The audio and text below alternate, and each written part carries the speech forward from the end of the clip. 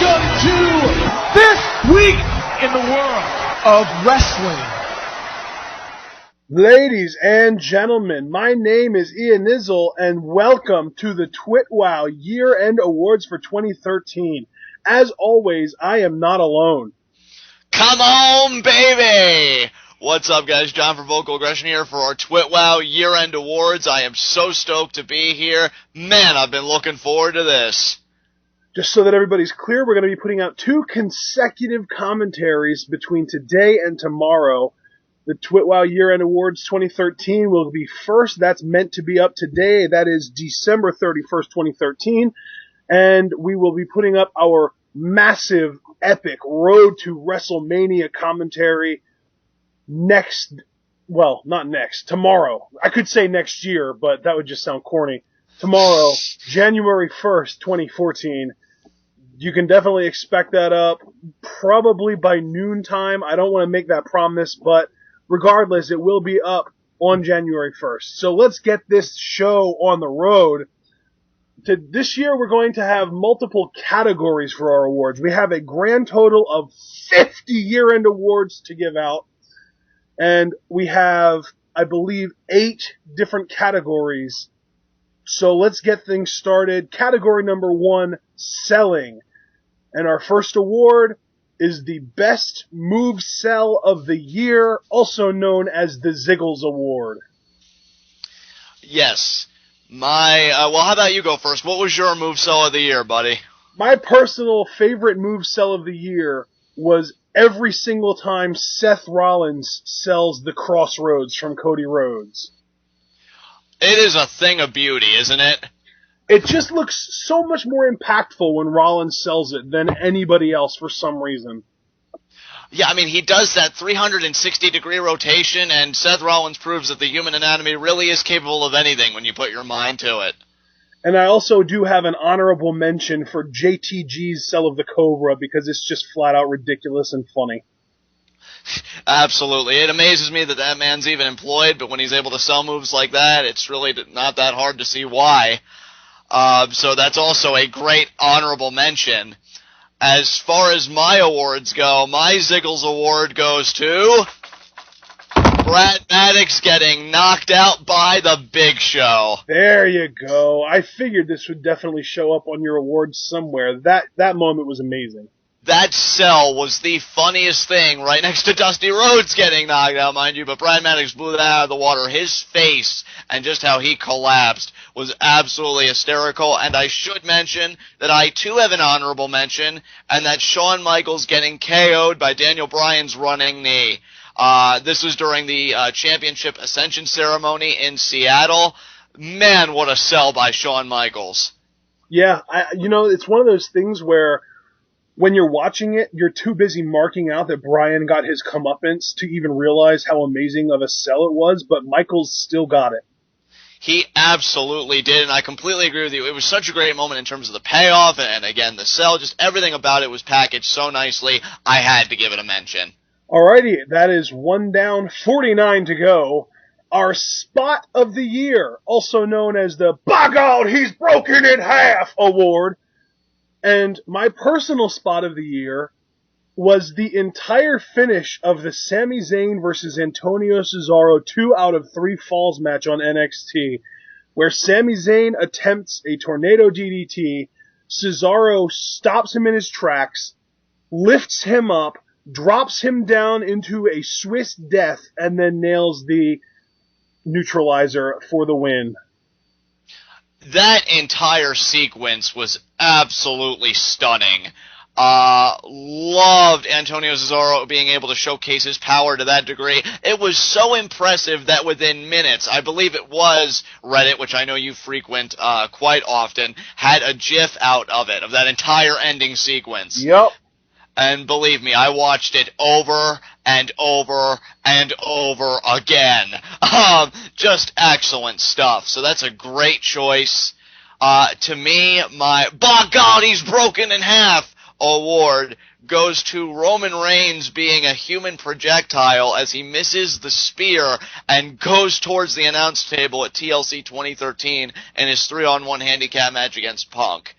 To me, I guess I was so impressed by this spot because a man of Roman Reigns' size and his athletic ability, I don't really expect him to take bumps like that. That's mostly reserved for guys like Seth Rollins. So I was just so impressed that he did it.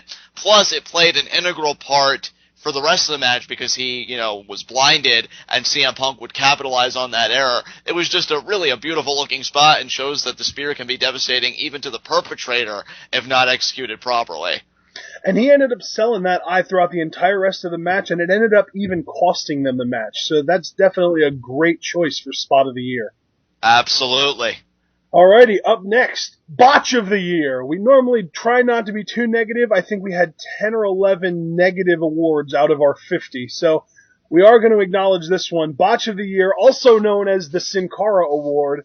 And John, I'll let you go first on this one, my friend. Well, to keep in the spirit of actually calling it the Sin Cara Award, my award goes to Sin Cara dislocating his finger on a suicide dive. And then quitting a match.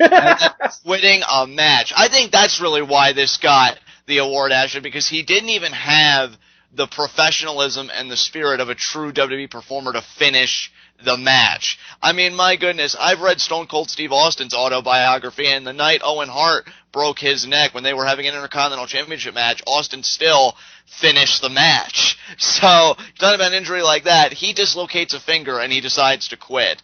Just, really, this was the botch of all botches. This is why he'll forever be known as Simbacha. There's no recovery from this. And while I don't think that I can outdo your botch as a pure, just laughable, that was horrible botch, I think that my botch of the year happened in a more important venue and therefore might be on the same level as yours. My botch of the year is Shawn Michaels' phantom super kick on Daniel Bryan at Hell in a Cell that ended up needing to get photoshopped by WWE.com to look like he actually connected. Yeah, that was atrocious. And, it's really quite a shame that we're here talking about Shawn Michaels, of all people. I mean, the irony isn't lost on me because he's just such a great performer all around. He did not show up that night. Just the entire thing felt off. And then when he nailed that horrible, as you called it, phantom super kick, totally sucked me out of the match. So I think that is definitely a worthwhile choice. Alrighty, and now we come to the last award in our first category, that is the selling category. The holy grail of selling, the jobber of the year. My jobber of the year, Kofi Kingston. Oh, man, okay. The guy, I mean, barring his little feud with The Miz in which he only got one victory and he went on losing right after that, he's just had an atrocious year. This is a guy who, in 2009, everybody thought was going to shatter that main event glass ceiling with his feud with Orton, and he's never really had the same success since, and that was 4 years ago. My God. Stupid! He's just never recovered. This was a really bad year for Kingston. He was fed to the Wyatts. He was fed to The Miz. I mean, Damien Sandow, the list goes on and on. When you get fed to The Miz, you know you're in a bad spot. Yeah, dude. Stole the words right out of my mouth. I mean, this was a no-brainer to me. And I feel like we approached this category differently because you approached it as most unfortunate jobber who actually ended up being a jobber all year who probably doesn't deserve to be a jobber. Right. I approached this as who is undeniably a jobber and was just the best at being a jobber all year. And my jobber of the year is Enzo Amore. S-A-W-F-T. Soft! I love him, but you know what? I can't help but agree with you. Every time he was in the ring, specifically in tag matches with his partner Colin Cassidy, I rarely remember them coming up on the winning end. Combine that with the fact that he's now dealing with a very serious injury, it just wasn't a good time to be Enzo Amore. Well, and he started the year as a legitimate, cutting promos to draw heat jobber. He cut a promo before a match to draw heat so that the guy that he was going against would get a babyface reaction, and it worked. But eventually, he ended up getting so much mic time and cutting so many hilariously awesome promos, he got over as a babyface. But that didn't stop him from being ultimately a jobber. He loses almost every match he's in. I think that the only match he's ever won is the 2-on-1 handicap match that was him and Cassidy versus Mason Ryan. Yeah. It's just, again, he's really struggling. I couldn't have really said it any better, because that's the only victory I recollect him really getting that mattered or had any significance. Yeah, just this year, definitely he was a jobber, so that's an excellent choice. All right, that is it for our first category that was selling. We are going to move on to our second category, talking. And we're going to start things off on the bad notes, the worst promo of the year. Right, and my worst promo of the year goes to, this is going to be good. John Cena says Randy Orton has a glass jaw and he runs away when things get tough from the last SmackDown before TLC. This promo was absolutely, I don't even want to say bad because that doesn't do it justice. This promo was apprehensible. You know what? I am so angry, and maybe when this commentary is in post-production, I'll reflect back on it and I'll say, John, you took it too far again. To me, this promo was an insult to all of the great talkers in professional wrestling, and dare I say pro wrestling itself. I don't understand how a Mick Foley or a Roddy Piper or other great talkers in our history couldn't have watched this promo and just shook their heads because... Well, they didn't watch this promo. It was on SmackDown. No one watches SmackDown. Touche, but if they did, I mean, to me, this promo, why it was so bad, it broke one of the cardinal rules in my mind of professional wrestling. You don't bury the heel. You don't. And John Cena made Randy Orton look like an absolute joke. And to me, just all around, this promo was absolutely atrocious. An abomination of mic work. To me, the only real redeeming quality to this promo is that Cena didn't win the match. Yeah, and you know what? Even that, only goes so far, because it's and I reference this all the time when we talk about mic work. It's as Jericho, said in his book, even when a guy does come away with a victory, after he trash talks somebody to that degree, how does it make... the other person look? I mean, yeah, you somewhat recover, but man, just couldn't give Randy Orton an ounce of credit. And when he did, he immediately ripped the rug out from under him moments after. Like he'd say, oh, Randy Orton, you have all the tools in the world, but you run away when things get tough. What? I really am beginning to hate John Cena on the mic consistently, and I think this was the promo that really started it all. Okay, and my worst promo of the year, it's not really the same kind of bad as yours. Yours was bad in that it was disrespectful. Mine was bad in that it was just awkward and just bad. My promo of the year was Ryback's medical facility promo that he cut from the top of an ambulance leading up to his match with John Cena at Payback, the 3 stages of hell.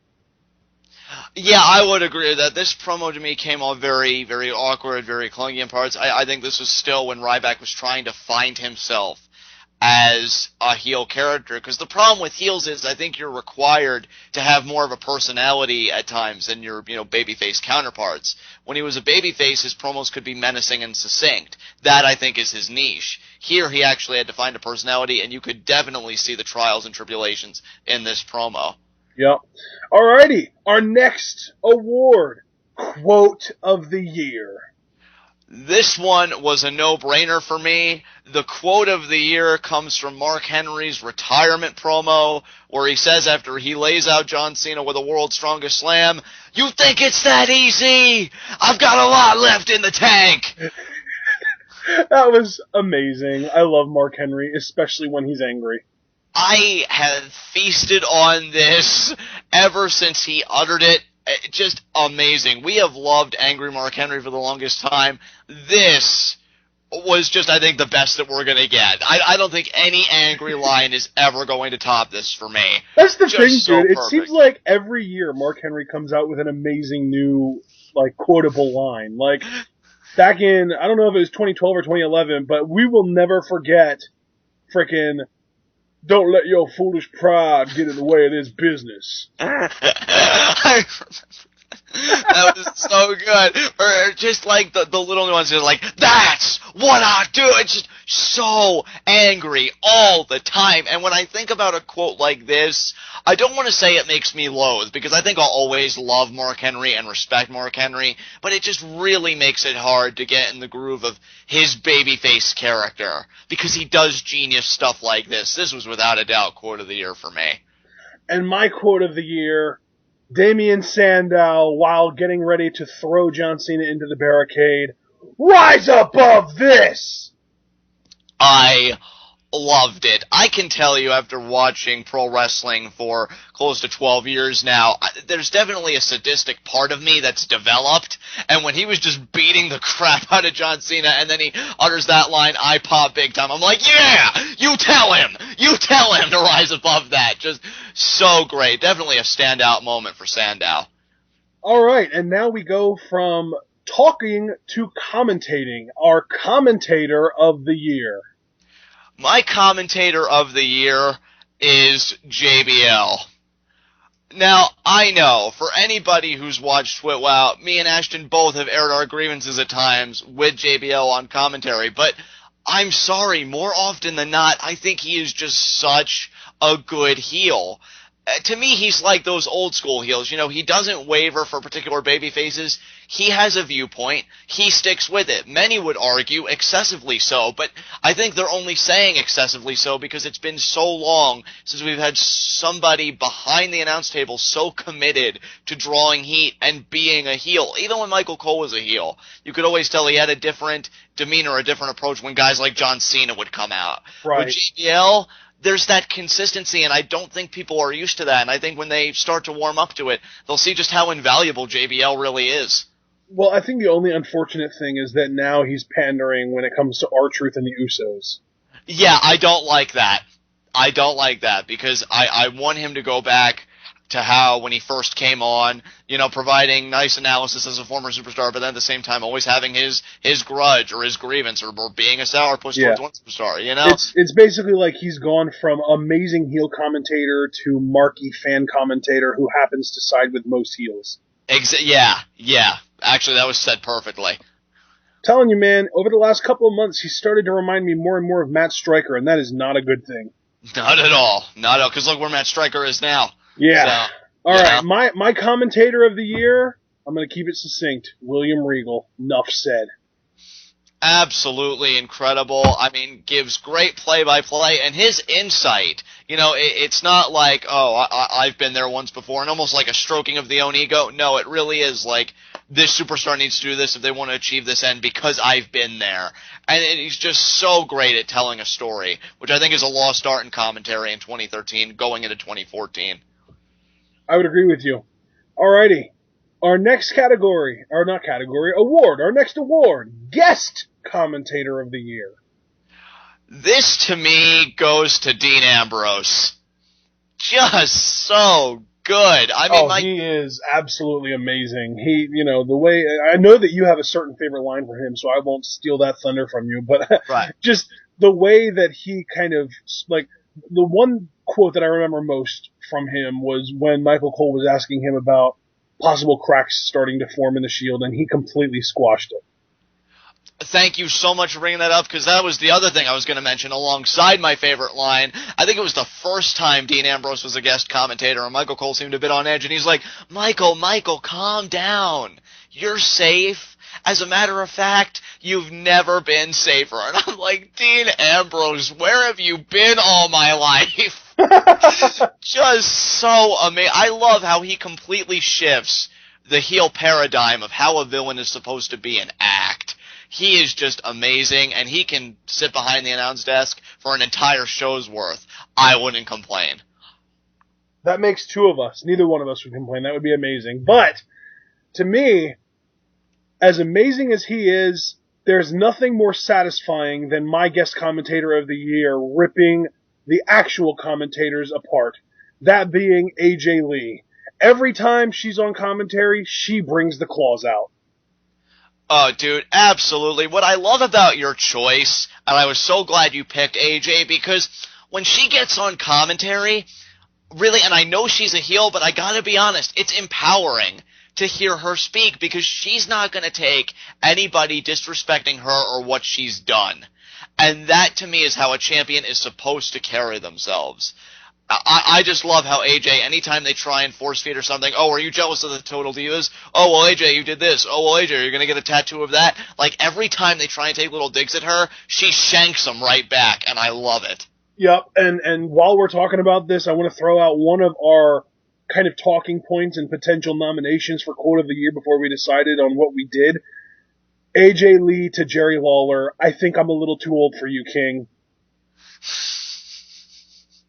That was fantastic. That was legendary, and that's one of many reasons why AJ's amazing as a guest commentator. So, up next, our next award, the Best On-Air Non-Wrestling Talent. My best on-air non-wrestling talent would have to be, without a doubt, Zeb Coulter. And I can't even argue that. That's not my choice, but it's a great choice.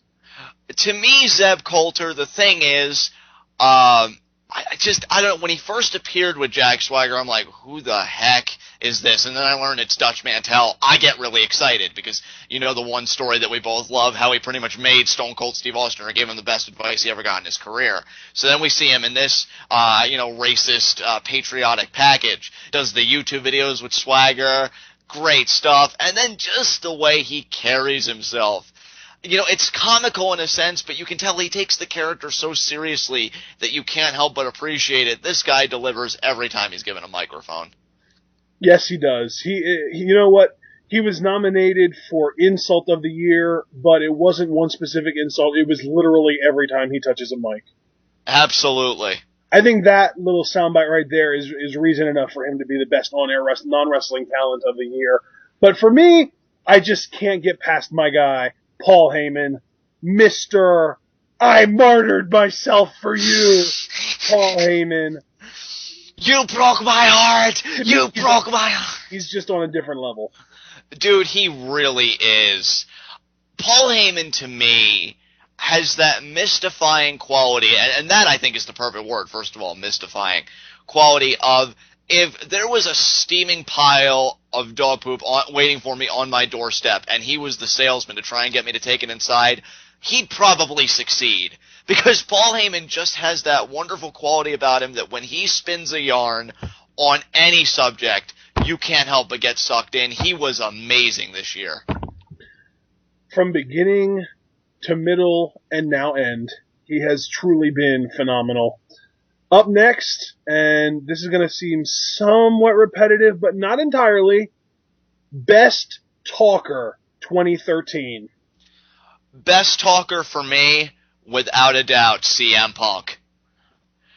This guy, whether he's being an emotional babyface, an angry heel, putting over another superstar, or just shooting the breeze, like every time he gets a microphone, I listen. And he produced some of my favorite promos throughout this year. Absolutely. I don't think anybody touched him on the mic in 2013. I agree with you for the most part, but you know someone's good when they are CM Punk's talker, his mouthpiece. And yet again, I said it was repetitive, but you know what? It's worth it.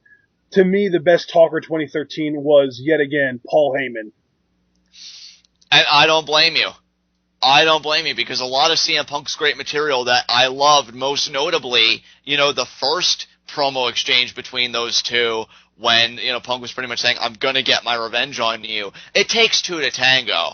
And Paul Heyman is just such a great villain, and he knows how to incite emotion and grip it in his hands and manipulate it to his will. Just an amazing talker all around, so I don't blame you. Paul Heyman is definitely a worthwhile nominee and recipient in your case. And part of this award is because Paul Heyman is such an amazing cheerleader, and mostly because of the run that he had with Curtis Axel, which was hilarious. Oh, man, just so many memorable moments from Paul. You got a 2 count on him! You got a 2 count on him! Stay on him! And it's like, oh, Paul. You got a 2 count on the champ! Oh, Paul, where can I sign up so you can be my manager? I don't even care that you'll stab me in the back once I've outlived my purpose. I would just enjoy the ride. Alright, we have discussed our best overall talker, but that doesn't necessarily mean that person had our best specific talking segment of the year. So let's discuss the holy grail of talking, the promo of the year. To me, and this answer may surprise a lot of people, my promo of the year is Bray Wyatt saying goodbye to NXT. From beginning to end, this promo to me, and I hate to be that guy, but I gotta be honest, was as close to an out-of-body experience that I will probably ever have. Just, he gets on the mic. The crowd is ravenous because they know it's the Wyatt family's last appearance on NXT. They just squashed two guys. I don't even know who they were. And he's like, calm down. They immediately hush. You know, quietness and silence has come over the arena. And then he gives probably one of the most inspiring promos I've ever heard. Like, he was totally playing it up. He's like, you know, if you've ever felt like me, an outcast, the machine is too big, today is your day, because today is the day that we bring down the machine. And then something amazing happens. The crowd begins chanting, bring it down. Bring it down. Bring it down. Oh my God, brain matter everywhere! Yeah, to me, one of the most amazing lines from this promo was when he first opened up and he said, there are three types of people in this world. Types of people who dream but never make it off the couch. The kind of people who dream and fail. And the type of people who change the face of, I don't even remember exactly what he said, but that, to me, like, I have goosebumps thinking about that promo. I am so glad that you went to NXT for this, because this really was an absolutely phenomenal promo. They chanted, thank you, Bray, as he was posing in the middle of the ring and he was done. And I didn't tear up. I was close because it was just so powerful, but I definitely got goosebumps. I watched that promo over and over again, more than anybody else's promo this past year. That should tell you something. This was incredible. It really was. It's hard to top that, and I don't even know if I'm going to with this, because I think this was a good promo, but I don't know if I would say this was definitely better than that. But just to throw it out there, because I do think that this was the best on television WWE promo of the year, CM Punk's promo on The Rock, where he said, your arms are just too short to box with God. I loved how this choice came about for Ashton, guys, because I remember I was cruising Facebook. He messages me, says, you know, I thought I had my promo of the year locked up, but then I saw this. Oh my God, this was amazing. And then I click on it and I see, well, CM Punk talking about The Rock. Okay. Because I had never actually heard this promo from beginning to end. And I am so thankful to him that he chose it. CM Punk brought all of his anger and bitterness and vitriol to this promo, but the beautiful part about it, as only CM Punk can do, the anger had justification and there was so much truth to his words. That's what I loved about this promo. When he's talking about how all the hard work he did and then The Rock comes back and he thinks he's going to ruin everything and over his dead body and how he can so easily work over the crowd. Just everything about this dude was amazing. I am so glad you chose it. It was, and it almost felt like, kind of like what Daniel Bryan said last night. It was, you know, no matter how much you cheer, it's not going to matter. Yeah, I love that. He totally took the power away from the crowd, but in a way that, you know, like only a masterful heel can do. And I loved it. And then that line, your arms are too short to box with God. Holy crap. I mean, if you didn't even appreciate CM Punk's mic skills after this promo, which so many people would argue that people would have an appreciation for his mic work long before this, but if this didn't do it for you, I don't think anything will. This was as close to a masterpiece as I think you will get. All right, that's it for our talking category. It's time to move on to category 3, matches. And we'll start things off on the downside. Worst match of the year. My worst match of the year, and I hate to do it, but it was Bray Wyatt versus Kane from the Inferno match of SummerSlam 2013. You want to talk about disappointing. I know, right? This match was just a complete mess from beginning to end. I was hoping that Bray would really demonstrate, his psychological acumen, his ability to toy with his opponents and really assert his dominance over Kane, which would be impressive because Kane's no cruiserweight, okay? So for Bray Wyatt to really dominate Kane, I think would really put him on the map. But no, you have Kane get a lot of offense in this match, first of all. The Inferno match stipulation itself, I guess it was played up nicely, but then the way that the Wyatt family got around it, it just seems so, complicated and overdone to me. And then you had Eric Rowan and Luke Harper, once they, circumvented the actual Flames, helping Bray Wyatt when he shouldn't need anybody's help. He's the ringleader for a reason, because it implies that he can stand on his own and his followers can't. And this whole thing to me just came off one giant mess. Yeah, it's bad when the entire stipulation of a match is to prevent interference, and then interference has to happen in order for the match to end. Thank you, Ashton. Perfect, succinct soundbite. Enough said. All right. Moving on, another kind of a downtrodden one where we're discussing something that was not as good as people say it was. Overrated match of the year. Whoa, bud. You didn't give your worst match of the year either. Ha! Whoops. My worst match of the year was the Survivor Series main event, The Big Show versus Randy Orton. Oh, because this was a match that nobody wanted, and then it started and nobody wanted it, and about 10 minutes into it, again, still nobody wanted it. You know what? Maybe we would have been better glossing over it, because I know I'm still trying to repress this match. This was so bad. Now you know why I forgot to give it, because I thought that it was such a given that I didn't even need to mention it, that you would just know, that makes sense. Yeah, you know what? This was one blackout where Seth Rollins' appearance would be entirely unnecessary. Yeah, this was awful. Absolutely awful. You know what? Even Jim Ross on his blog, and Jim Ross's opinion is one I value the most in the wrestling business. He said, why aren't we getting Big Show versus Triple H instead? Because, it was the Authority that made Big Show's life a living hell, and now suddenly he gets a title match, and then the payoff being this match was absolutely atrocious. And it's funny that I use the word payoff, because I'm sure all anybody wanted after this was a refund. Absolutely heinous. All right, and now we can move on to our overrated match of the year. And for the first time in this commentary, my feet are feeling the scalding hot water, because my overrated match of the year is CM Punk versus The Undertaker from WrestleMania 29. Oh. Yeah. That's a perfect opener. That is a perfect opener. I didn't care for this, guys. I didn't. I thought the story... And you know what the funny thing is? I like the story, because CM Punk, preying on The Undertaker's emotions. We see The Undertaker's actually vulnerable. This character whose essence would be that he's completely dehumanized. I mean, literally a dead man. And we're seeing this emotion. That's all great. The match itself, I don't know why everybody went so crazy over this. I thought... I mean, really, this was just Undertaker getting his comeuppance, right? But then he no-sells a GTS at one point, and then goes right into a tombstone. Hated that. There was a botched spot at one point that to me looked really bad when Undertaker was going for the last ride, and CM Punk was trying to grab the urn. That whole spot, that whole sequence came off looking like a mess to me. I did not care for this match, which is sad, because I love both guys as individuals, but every time they've come together, I've never been blown away, and WrestleMania 29 is no exception.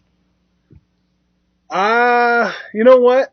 I am not even going to argue with you, because there are people that think that was actually match of the year. That was actually a candidate for match of the year for the Slammy Awards. And to me, I could probably name at least 10 matches that I thought were better than that one this year. Right. So I won't argue with you on that. It was still a good match.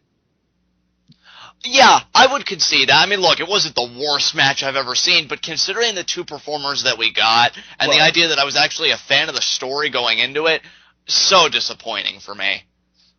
Alright, my overrated match of the year, and again, you and me are in the same spot here in terms of my feet are firmly planted, and I'm feeling the scalding hot water of the YWC breathing down my neck. Rob Van Dam versus Chris Jericho from a July 15th episode of Raw after RVD's big return at Money in the Bank. Why I love the idea that you and I were going to come together to do this video is that things were going to be dug up, both good and bad, that I had completely forgotten about. And I had completely forgotten about this match, which should be a testament to your award recipient right there. Because if it was such a great standout match, believe me, you and I are very die-hard pro wrestling fans. We don't forget great matches that easily. Yeah, this to me was just a gigantic spot fest. These guys trying to outdo each other of who could have the flashier spot. There was no substance from what I remember. There was no psychology, no storytelling. Just two guys really trying to outperform each other, and yet the crowd that they performed in front of lapped it up like a cat to milk. So I don't know what to tell you. And that to me was the overrated part, was the crowd reaction, because the crowd was relatively dead for the rest of this show. But I don't think I've ever seen a more polarized crowd, because they went from completely dead for the rest of the show to freaking legendary during this match. This crowd was so into this match, so behind RVD. And to me, the worst part of this match wasn't even the lack of storytelling. It was that there was no point to the match itself, because you knew who was going to win going into it. Chris Jericho is a generous guy. Chris Jericho knows that at 40 plus years old, his job is to make everyone else look better. RVD is no job Rob. Yeah, absolutely, and that's an excellent point. I mean, really looking at Jericho's resume from that particular year, you knew what the outcome was going to be. I didn't question for 1 second, is Jericho going to win this match? And I love how you mentioned the crowd reaction, because just to share a quick little personal anecdote, I was chatting with a friend of mine on Facebook who's a big fan of both guys, especially RVD, because he's a die-hard old-school ECW fan, and he was raving over this match. He thought it was one of the best things that he had seen in recent memory. I just didn't connect with it like everybody else did, and I'm glad I'm in good company with you, because this gets your Overrated Match of the Year award. I didn't get it. There we go. All right, up next, the upset of the year. My upset of the year is Sin Cara beating Alberto Del Rio. More specifically, the first time. I mean, and granted, he did beat him twice, so I guess you could camp that all together, but I was not expecting this, and I loved how this all happened, because you and I were in a Skype call, we were talking about it, we saw Alberto Del Rio come out, then Sin Cara's music hits, and then I think it was you who said, yeah, well, it's time for the monthly, squash the mid-carder match for Alberto Del Rio. I mean, I think you and I both really expected Sin Cara to get absolutely decimated. But we noticed that Sin Cara's packing on a little bit of weight. He got a new tattoo. He's got definitely a different look. And then we get to the match, and we think, wow, Sin Cara's actually performing really well. The spots are coming off fluid and crisp, and they're actually connecting. And then, the big moment. Alberto Del Rio misses the corner enziguri. Sin Cara ducks. He can't recover from it, and Sin Cara nails a suspiciously beautiful senton that you and I could both swear we've seen somewhere before. And he gets the 3 count, only for us to find out later that Hunico was under the mask. Oh, yeah. All of my yes, all of my win, all of my everything positive for this moment. This was amazing. Yes, it was. This moment was the first moment in a series of moments that we were marking out entirely too much for Hunico. Definitely, because we didn't expect him, though, to get this spot due to the circumstances of him coming in, coming back from a serious injury. We didn't know how he was going to be used, and for him to get handed this, to steal a line from Dolph Ziggler, about damn time. So happy about this. This was a great moment. Absolutely. My upset of the year was Randy Orton beating John Cena clean at TLC for the unified WWE World Heavyweight Championship. The idea that this was your recipient for this award makes perfect sense to me, because speculation was running rampant going into the show. The Authority's going to interfere.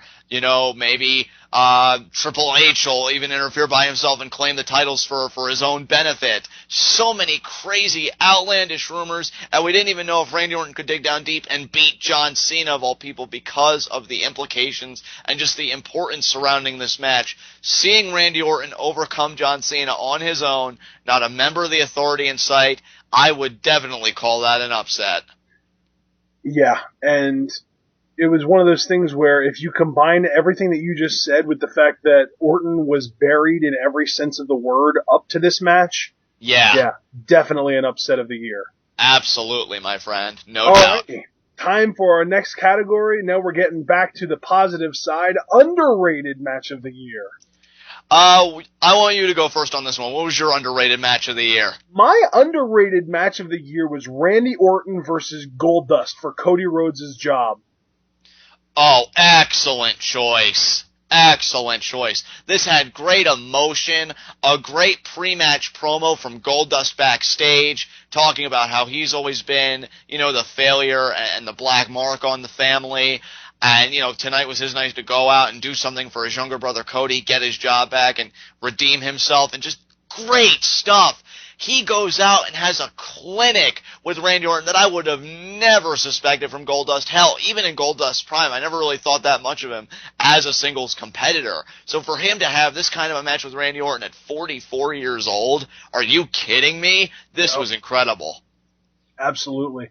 Goldust really is just his entire run, starting with that match and continuing even right now, still in progress. So amazing, so impressive, I hate to use this word for him, but he has totally redeemed himself at this point. Oh, dude. Absolutely. We can't argue it. When you and I see a great performer, we acknowledge it wholeheartedly, and nobody can deny Goldust's existence, and nobody can deny that this run has been absolutely amazing, and dare I say, probably in some circles, inspiring. To see a man of his age and his story come back and have a run like this, absolutely surreal. Alright, now tell me what your underrated match of the year was, John. My underrated match of the year, and I was giddy about this one, the Usos versus The Shield, the Money in the Bank pre-show for the Tag Team Championships. Wow! This was amazing, and I'm surprised it's not talked about more, at least from what I see, when we see the absolute revival of the tag team division. I think this was one of the matches. I wouldn't call it the defining match, but definitely a contributing match to that revival. This was incredible. I remember going into this, and I don't know if you felt the same way, but I remember going into this thinking, okay, this match is going to be pretty brief. You're going to have the Usos get, some hope spots, but in the end, the Shield is just going to smolder them under their boots. That's not what happened here. What we got here was a very competitive, very combative back-and-forth championship bout. We even got a Tower of Doom spot at one point. It elicited, "This is awesome" chants from the crowd. I even think it got "holy shit" chants, this match, certain spots that they did. I mean, the back and forth, the Usos actually had me believing at one point that they were going to win the championships and finally cinch their first reign as a team. And then the ending spot between Rollins' buckle bomb and the Reigns spear follow-up.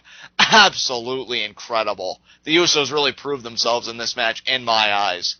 I have to admit, I don't remember this match, but if it's a Shield match, I'm not surprised, because the Shield's matches are all amazing, and if people were saying that this match wasn't that good, then yeah, it would make it underrated. Couldn't have said it better myself. Alright, up next.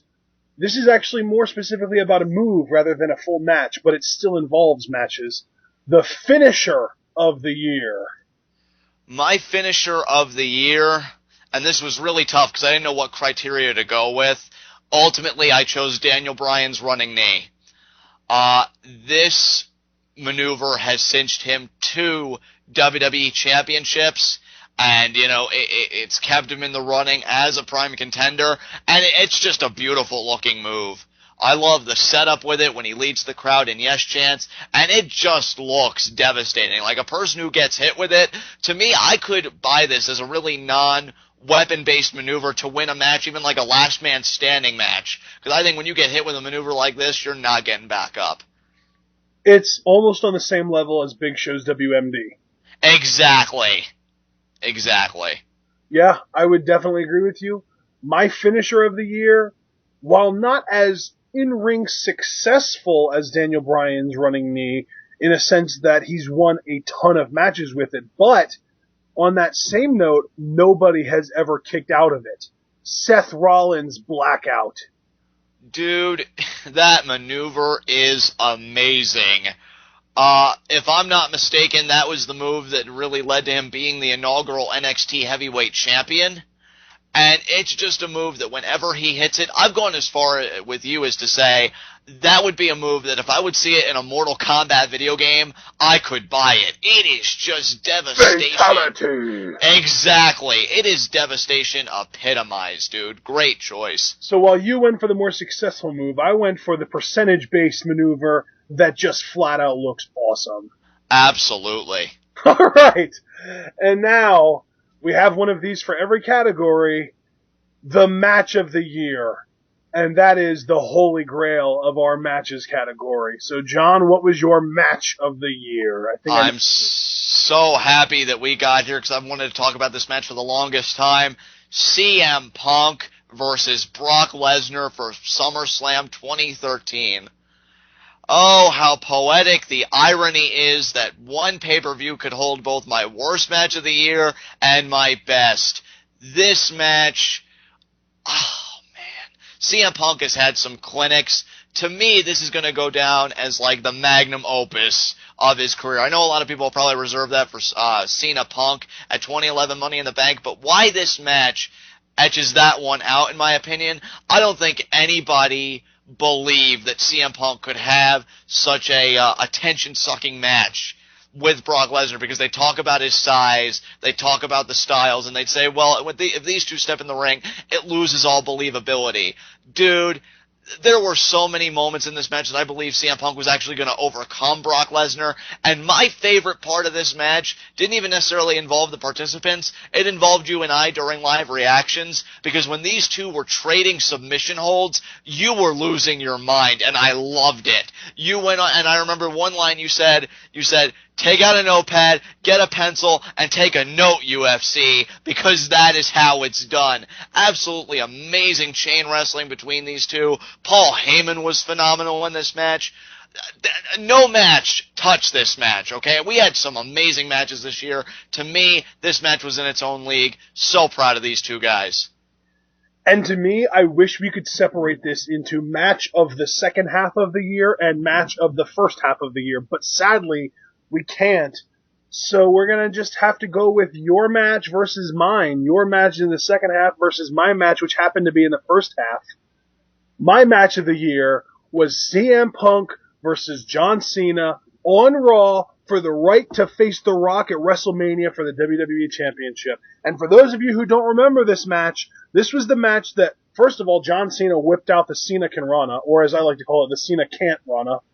And CM Punk nailed a freaking pile driver on Cena. This match was epic, and I feel like that's a word that, by today's generation just all around is abused, but here it fits quite snugly, as a matter of fact. I had mentioned in my award recipient with Punk Lesnar how the storytelling seemed great and everything. This match had those same elements, because the way this match was set up, CM Punk saying, you're going on to WrestleMania, and here I was robbed. I had Rock beat at the Elimination Chamber, which was the pay-per-view that they were just coming off of, for this Raw. And he said, but you've never beaten me. You've never beaten me, and you get to have your name secure on the marquee for the WrestleMania main event? I don't think so. Why don't you put it up? I know I know you want to silence those critics. I know you want to cease the voices of doubt. Put it on the line against me. So it had a great story going into it. And like you said, dude, I mean, you had some memorable spots in this match. Specifically, as you cited, the Cena Hurricane Rana and a pile driver, old school style by CM Punk. Absolutely beautiful. All right. That is it for our third category, the matches category. And we are now going to move on to category 4, shows. Let's start things off on the downside, as usual. Worst finish of the year.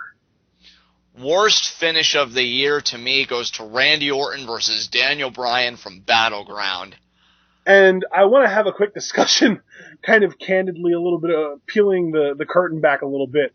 John originally had this match as his worst match of the year, and I simply would not allow that because this match was amazing until the finish. So we literally invented the worst finish of the year category specifically so that John wouldn't have this match as his worst match of the year. Yeah, I really have to give credit to Ashton because he appeased me because I was unrelenting. When I use the phrase all of my hate a lot, no, I think this is probably where it was born in the back of my mind. This was awful to me. And what I think I hated about it, Ashton, honestly, I probably honestly could have forgiven it. I think my two glaring problems with it, the first one is obvious. You did this on a pay-per-view that so many people spend their hard-earned money to watch in support of either Daniel Bryan or hell, maybe Randy Orton, or just, you like seeing these two go to work. Whatever your reasons, you're shedding out the cash to see it. And you have it end inconclusively with the Big Show of all people standing tall. That's the one glaring problem that simply can't be overcome. The other problem was that you had the championship in abeyance. And I didn't agree with this. Oh my, look at me using the Triple H word. I didn't agree with this when Triple H did it. I just thought he should have put the belt back on Orton, protecting his golden egg-laying goose, okay? But instead, no, he's like, nobody gets it. What? So we go this whole time without a WWE champion. We think we're going to resolve this issue and get back on track at this pay-per-view. And those ideas, those aspirations are completely crapped on by the Big Show. This was horrendous.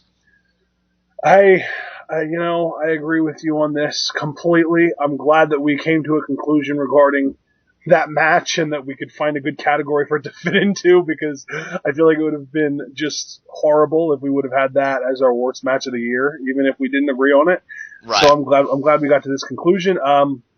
However, there is a little bit of an also known as for this specific for this specific award, the worst finish of the year, also known as the Cena Wins LOL award. And to me, the worst finish of the year was at WWE Payback when John Cena defeated Ryback clean by not only putting him in an ambulance, but putting him through the roof of an ambulance. I always hate spots like that. I don't blame you. You have Ryback, we thought this heel turn was going to have some legs because then Ryback was, going back to being that menacing, imposing monster, not looking for sympathy, but just being the one-man wrecking crew. And you have John Cena defeat him so decisively, so definitively when the pay-per-view match prior, Ryback had drove John Cena through like the walling of the stage, taking them both out. So this guy's a beast, and this guy will do anything to win. To me, John Cena should have won this bout by the skin of his teeth, and the idea that it was the complete opposite of that really raises my ire like no other.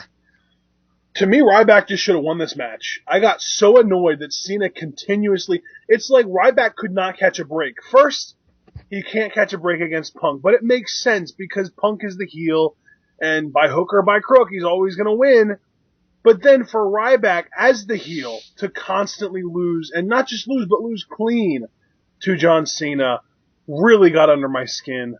I feel like if you would have been around while this was happening, we would have been so firmly in the corner of Ryback during this pay-per-view. It would have been hilarious and so horrible during the ending. So it's definitely, in my opinion, the worst finish of the year. So now let's go down a little bit even further down the rabbit hole. Worst pay-per-view of the year. Okay, how about you go first on this one? What was your worst pay-per-view of the year? My worst pay-per-view of the year was Survivor Series. And not as a really, it's one of those things where there were, I want to say one, maybe two matches on this entire card that were really good. And that's about it. Like, this card... It was just so underwhelming, and the worst part of the whole thing was the main event. Freaking Orton show, come on. And we know what? We even agreed that we were both looking more forward to TLC than Survivor Series, leading up to Survivor Series, and that thinking was spot on, because TLC blew it out of the water. Oh, absolutely. I completely agree. Survivor Series... There were only a few standout things to me from that pay-per-view, some good, some bad. The bad being, of course, being your worst match of the year with Big Show versus Randy Orton, which was absolutely horrendous. Yeah. So I completely get where you're coming from with Survivor Series being your worst pay-per-view of the year. For me, my worst pay-per-view of the year was Battleground 2013.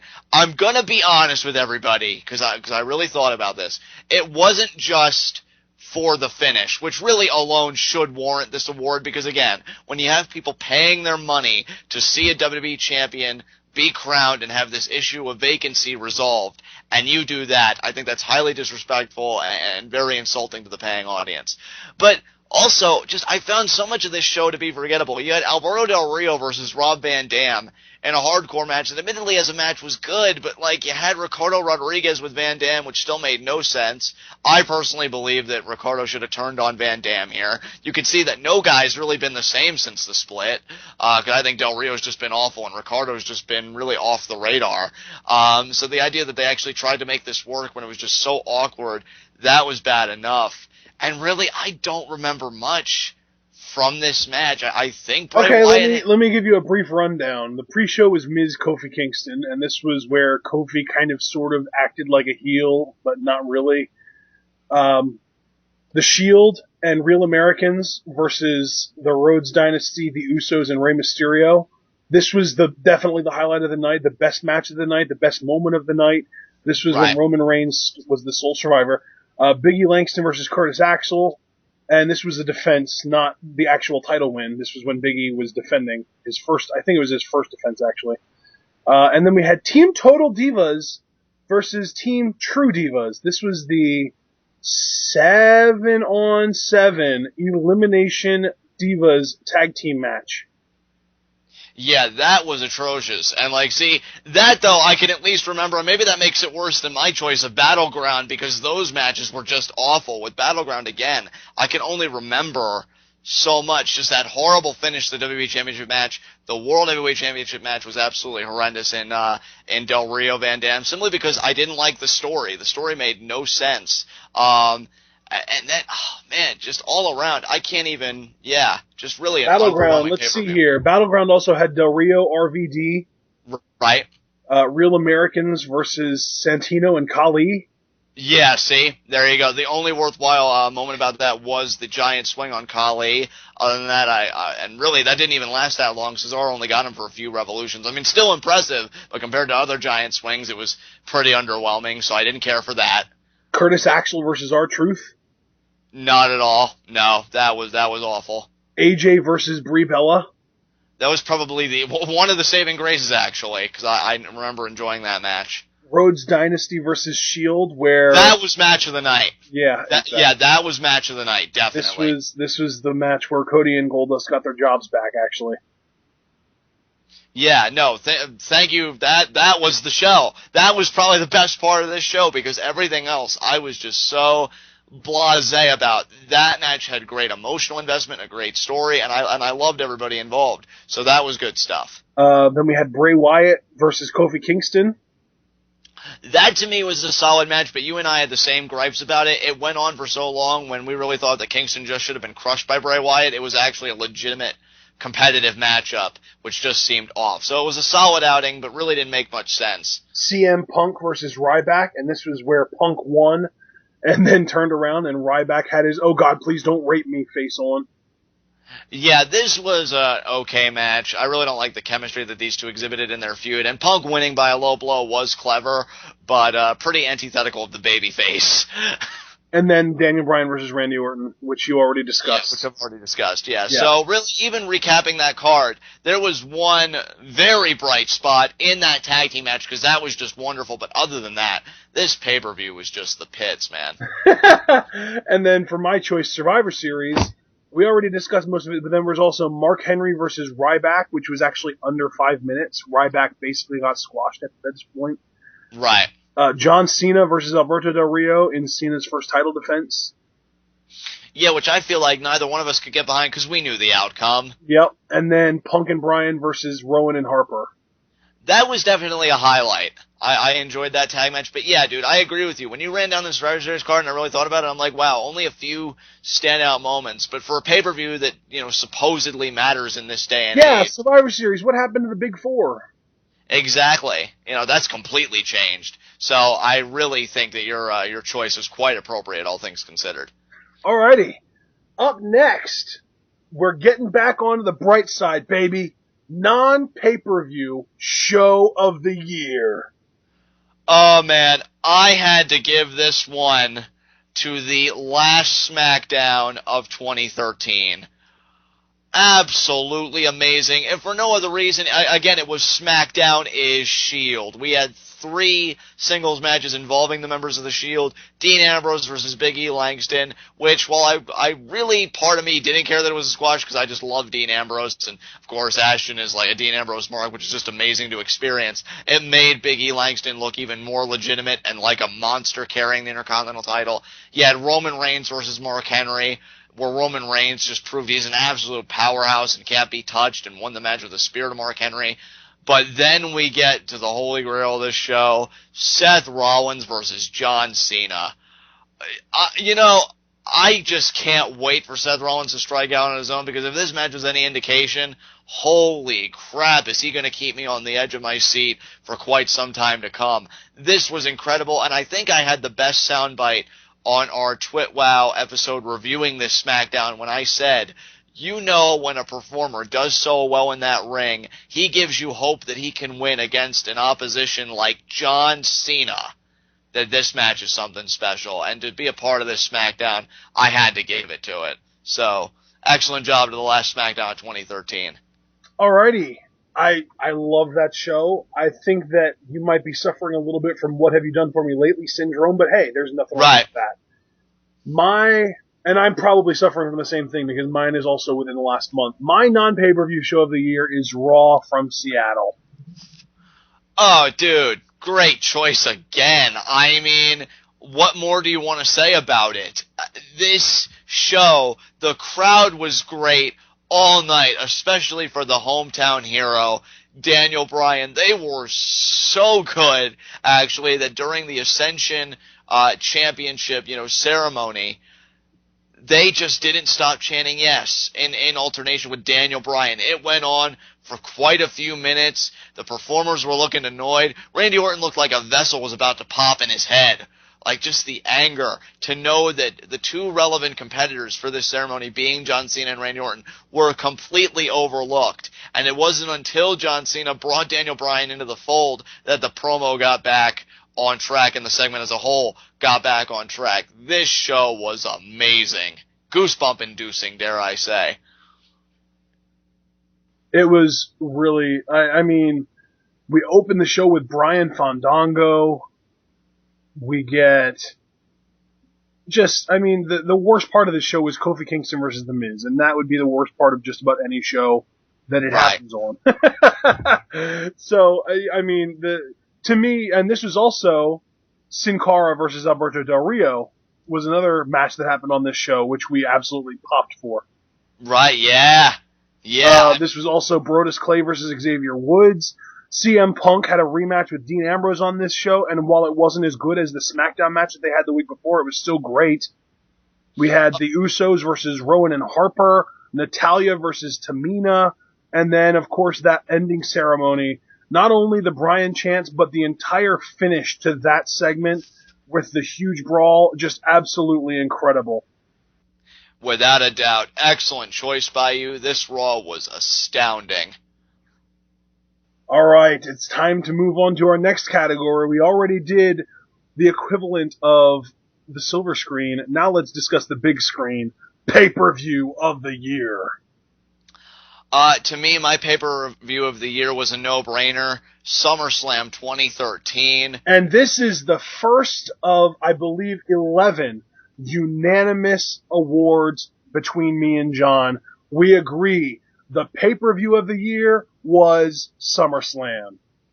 I mean, to me, when you have 2 legitimate match of the year candidates on the same pay-per-view card, I mean, it's definitely in the running to be overall pay-per-view of the year between CM Punk versus Brock Lesnar and Daniel Bryan versus John Cena. How could you go wrong with this show? Spoiler alert, you can't.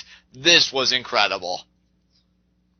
And, of course, unfortunately, the real kind of damper on this show was Bray Wyatt versus Kane in a Ring of Fire match. That was a weak point. But after that, we had Cody Rhodes versus Damian Sandow on a revenge match from Money in the Bank. We had Del Rio Christian, which is actually one of our nominees for underrated match of the year. It was really good.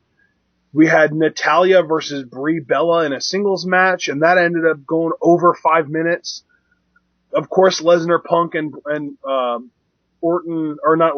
Bryan Cena. But then we also had an intergender tag match, Dolph Ziggler and Caitlyn versus Big E and AJ Lee. This was just a stacked card, and just about every match delivered. Yeah, I completely agree with you there. SummerSlam 2013, I'm sure the DVD's out by now. Go and pick yourself up a copy, or at least search the matches that we talked about, on YouTube. This was an amazing show. And I believe this was, up until TLC, the last buy-it of the year, judging by my rating system. Yeah, I believe so, dude. I think you're right there. Because it was this, and then TLC, and nothing in between. Absolutely. Alrighty. Our next and final category, or our final award in the shows category, we don't just talk about specific shows, we talk about entire brands here on TWitWoW. And let's talk about the brand of the year, which is the second of our unanimous decisions. John, do you want to be the one to announce it? Alright, I'll do the honors. Brand of the year goes to NXT. I mean, do you want to tell the people why this got our Brand of the Year award? I feel like it's an absolute shame that I even need to tell people why this is the Brand of the Year. If you haven't been watching NXT, you are behind the times. If you don't watch NXT, you are missing out. And quite frankly, to quote Triple H, if you are not paying attention to NXT, you're not paying attention to the future of the business. Brilliantly said. To me, any fan, whether it's on the internet or when they leave a live event scratching their heads, wondering about the future, what does the future hold? I have said consistently on TWitWoW that NXT is the closest thing to a crystal ball that you will ever possess. It is amazing television. The idea that these guys, who in certain respects are complete nobodies, and I don't mean that insultingly, but when you compare them to the personalities of Randy Orton, John Cena, CM Punk, they're just, they're really scratching and clawing their way and trying to establish themselves. But the idea, the crowd here is great. NXT itself is great because it contributes to Full Sail University. And you know what? I want to say, for those of you who haven't been watching NXT and you just heard me kind of cut my little mini promo and you're wondering, what the heck is he talking about? NXT is just some stupid, cheesy competition for people trying to get a new job. But it's not like that anymore. Yeah. NXT is its own brand now. NXT is a less cheesy version of what ECW was when it was WWE's third brand. NXT has its own universe, has its own general manager, has its own titles. You have the NXT World title, the NXT Tag Team titles, and the NXT Women's Championship. And yes, I did say women's because there are no divas on NXT. It's so true. Isn't that amazing? When you and I could get barraged with Eva Marie and Total Divas, and you and I could take refuge in our wonderful little foxhole known as NXT. It's glorious to me. And as I was saying, NXT as a brand in itself has positive externalities for the outside world. Again, college kids learning, technical ability like working cameras and production. This, that, and the other. Production, yeah, this is a great opportunity for students. Hell, if I was getting done a nerve-wracking midterm, you better believe I'd buy a ticket to this show and sit comfortably. I mean, it is amazing. We have had contestable, match of the year candidates on this show. Again, most notably, Sami Zayn, Antonio Cesaro, 2 out of 3 falls. Where do you think that took place? It took place here on NXT. We both keep stressing to everybody, watch NXT. If you want to know more about a guy, or you want to know what the future holds for year after year after year, this is the talent farm that you can see with your own eyes. Absolutely unbelievable. And to me, what's really amazing about NXT, the NXT World Heavyweight Championship has been around for about a year and a half now. And in that time, we've had 3 champions. The current champion is Bo Dallas. And for those of you thinking, oh God, I remember him, he was that terrible babyface who lost, or who showed up at the Royal Rumble and then got into a 2-day feud with Wade Barrett. I'm thinking to myself, yeah, I know, he was horrible back then, but I have good news for you. Unlike the WWE, the writers at NXT actually listen to their fans, and after a couple of months of Bo trying to get over as a babyface champion, and the fans turning their backs on him and chanting "No Mo Bo," they turned him heel, and now he is the best heel in wrestling. That's right, I didn't say in NXT, I didn't say in WWE. Bo Dallas is the best heel in the wrestling world today. Take it home, brother, because I completely agree with you. When a heel is so reviled and the people are just so repulsed at the sight of him that they literally turn their backs to him so they don't have to look at him. Not even Randy Orton for all of his dastardly deeds. I don't remember anybody turning their back on Randy Orton when he punted John Cena's father in the head, or when Edge cashed in on fan favorites like The Undertaker to take the World Heavyweight Championships from him. I mean, Bo Dallas's mere appearance causes people to just feel absolutely sick to their stomachs. You know somebody's over as a heel when he gets made fun of, appearance-wise, by the fans. And on a relatively consistent basis, when you tune into NXT, if Bo Dallas is on, you'll hear Pocahontas chants because he looks like he's freaking Pocahontas. Dude, you know that you've made it as a heel and that you're a credit to your industry when you face a local competitor / jobber and the chants are, "Let's go this guy." Exactly. That right there, you know what? That's it right there. We don't need to sell anybody on Bo Dallas any more than that. He's faced a local jobber who nobody knew the name of, and because they didn't know the name of him, rather than trying to chant specifically for him, they just said, "Let's go this guy." What else needs to be said? And to think that NXT produced a villain like that, just absolutely phenomenal. We'd be remiss, to just keep building on the credibility and the evidence. Big E Langston, the 5-count gimmick, NXT. And again, we come back to the point that I was originally trying to make, the 3 champions that we've had so far. We talked about Bo Dallas. Bo Dallas won the title off of Big E Langston, who, while he was a dominant champion, he actually has the shortest title reign in NXT out of the 3. But, at the same time, look at the success he's had now.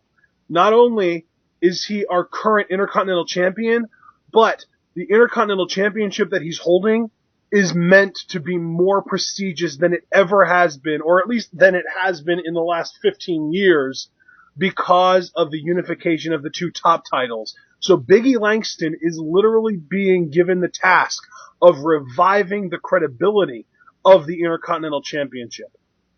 I couldn't have said it any better. When you look at where he is now and how he started up in NXT, and it's like I said on TWitWoW, he's another guy. And NXT is just so good on taking advantage of what they see and what they hear. They acknowledge their environment, and that's what I think you need to do as a writing team, because I just thought he was going to be just another powerhouse. Some people were even calling him like the black version of Ryback. These were things I read on the internet. Ryback, yeah, that was an actual thing. And then this whole 5 gimmick starts. And the way they just built on it. There were times that Big E Langston would end matches and fans would chant, "One more time! One more time!" And just amazing. And I can't believe it. And the way they booked it, he was undefeated as NXT champion. When Bo Dallas took the title off of him, that was his first loss. That's how you book a monster. That's how you book dominance. NXT, oh man. Just you can't even compare. And finally, the man that Big E Langston took the championship off of, Seth Rollins, not only a member of the Shield, also a former tag team champion because of his involvement with the Shield. And look at what Seth Rollins is doing lately. He took John Cena to the limit. He took CM Punk to the limit. He's being praised by Michael Cole as underrated and an absolute workhorse in the ring. This kid is going to go places as if he hasn't already, and he was NXT's first heavyweight champion. Yeah, he was the inaugural champion. The setup for it, they had a tournament. And you know what? That's another thing I love about NXT. How do they introduce this championship? through a tournament. You can't beat a tournament. And the way they did it, they had a clearly defined heel in Jinder Mahal. Yes, Jinder Mahal, who honestly on NXT through NXT booking looked legitimate because he was bringing credibility back to the Camel Clutch. That's how he would win his matches. And the whole story was Jinder Mahal with the Camel Clutch, Seth Rollins is this energetic, fun-loving babyface, and then we're going to clash for the title. And the promos they had leading up to it, once we got to the finals, and then the coronation, that match was insane. Between two people like this, when Jinder Mahal does something meaningful thanks to writing, the NXT is something special, because I would even go on record on TWitWoW and say, I like what Jinder Mahal's doing. I wouldn't mind if he, was a prominent part of NXT, because they know how to make villains. They know how to make people seem legitimate. And I remember the finals of that tournament. It was a great match, and it was just great to be a part of history by experiencing the very first NXT champion. Alrighty, that sums up our shows category. Our next category is people, and we're going to kind of treat this as a little bit of a rapid fire round because, it's just our opinion on who fits what category specifically, and it's one of those things where you can only elaborate so much. So let's just kind of get through these, and then we'll move on to our next category. First of all, Gimmick of the Year. And your Gimmick of the Year was? Mine was Bray Wyatt, the swamp-dwelling bearded cultist. Oh, nice. You can't go wrong with that. When a gimmick has gotten the attention of an entity like Forbes to elicit 2 articles about how great it is. And yeah, the author went out and said, I can't pinpoint what Bray Wyatt is, and that's exactly why he's the most compelling thing on WWE TV. Just great stuff. And who was your Gimmick of the Year? Tyler Breeze modeling gimmick. Yes! Another throwback to NXT, people. I went from loathing this gimmick. I remember watching the debut, and I'm like, yeah, Ashton, this gimmick's going to work. He got under my skin, to being probably one of my favorite gimmicks. There are so many great moments. I don't want to take up too much time mentioning them here, but I have to mention one to just illuminate the brilliance of this gimmick. He's backstage with some woman, I'm guessing a fan who got backstage access or something, and he looks to her and he's like, hey, would you like to take a picture? And she's like, oh, sure. And he's like, of me. Yes.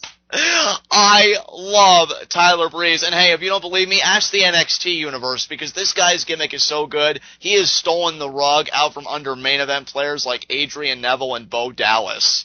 I mean, this guy is absolutely wonderful. To me, the best Tyler Breeze moment is when he's backstage getting angry at, I think it was Brad Maddox at the time, because he wants to be in the tag team championship tournament and he doesn't have a partner, and he says, clone me! And Brad Maddox is just like, yeah, that's not a thing. I want to see those two play off each other so much more. I remember that moment. It's like, I told you, I'll clone myself. That's not a thing. It's not a thing, Tyler. It's just so awesome. Alrighty, let's move on. Theme song of the year. This was a no-brainer for me, the Real Americans theme. I absolutely love this theme too, but I do feel like my theme song of the year is better for a pure listening quality. But I want you to explain why you picked this. To me, it gets the adrenaline going, and it's a pure instrumental, which is one of the things I love, and I think Jim Johnston really thrives in this area. When Jack Swagger came out to it at Elimination Chamber, where this theme debuted, I immediately took notice. I am like, what is this? And when his match concluded, I went to YouTube to try and see if anybody had uploaded even a short snippet of it. This theme, if it doesn't get your blood boiling and just make you want to go out to battle anything, I don't know what does.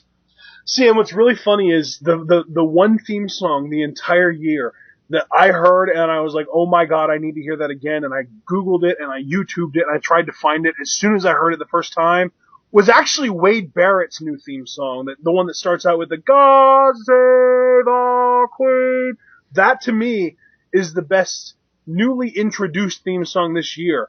But the problem is, there's a certain theme song that we've known about for well over 2 years that only got introduced to the WWE television crowd this year.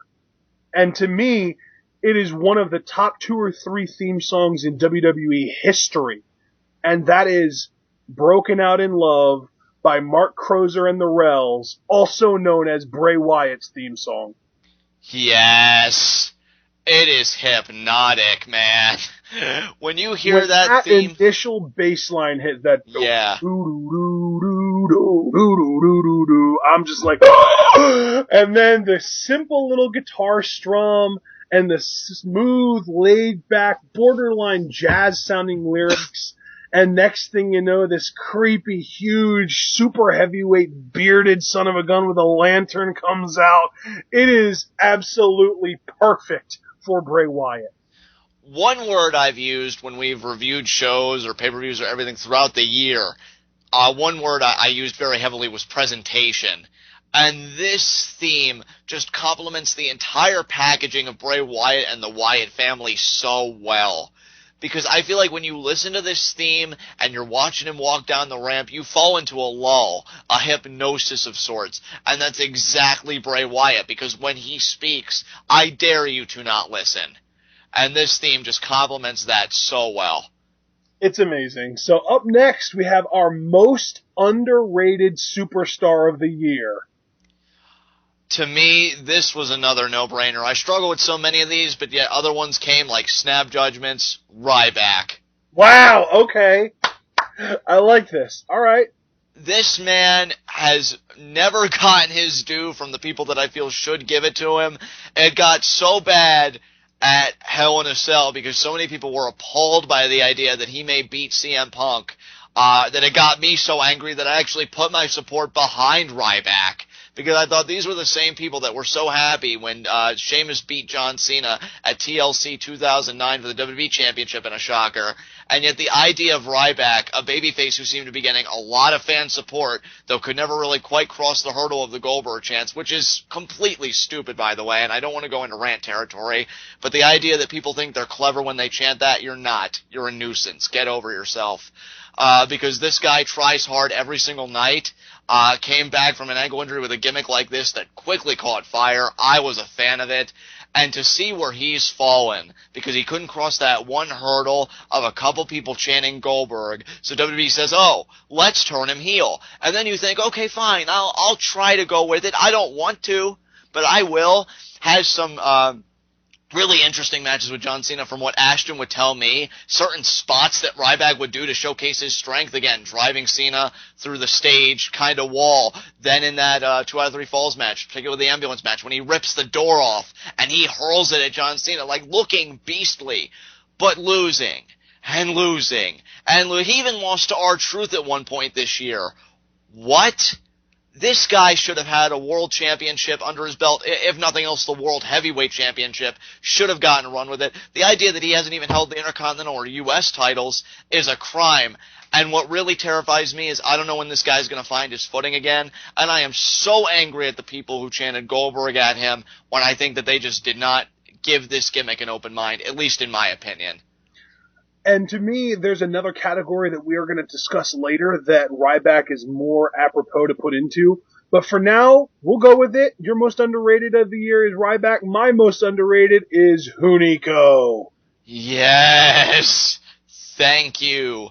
You know, the idea that most people probably don't even know who Hunico is, or like now with this recent wrapping of the new Sin Cara, you know, that's going to be a game changer. But way before that, when he first came in, the idea that probably after he had matches people forgot about him, I'm guessing is a crime, because he is just so good at what he does, dude.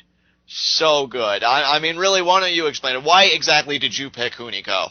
It's a combination of multiple things. To me, first of all, the fact that he was able to take out the Sin Cara gimmick and at least attempt to start getting that back to anywhere close to as over as it was when it first debuted, that's a task on itself.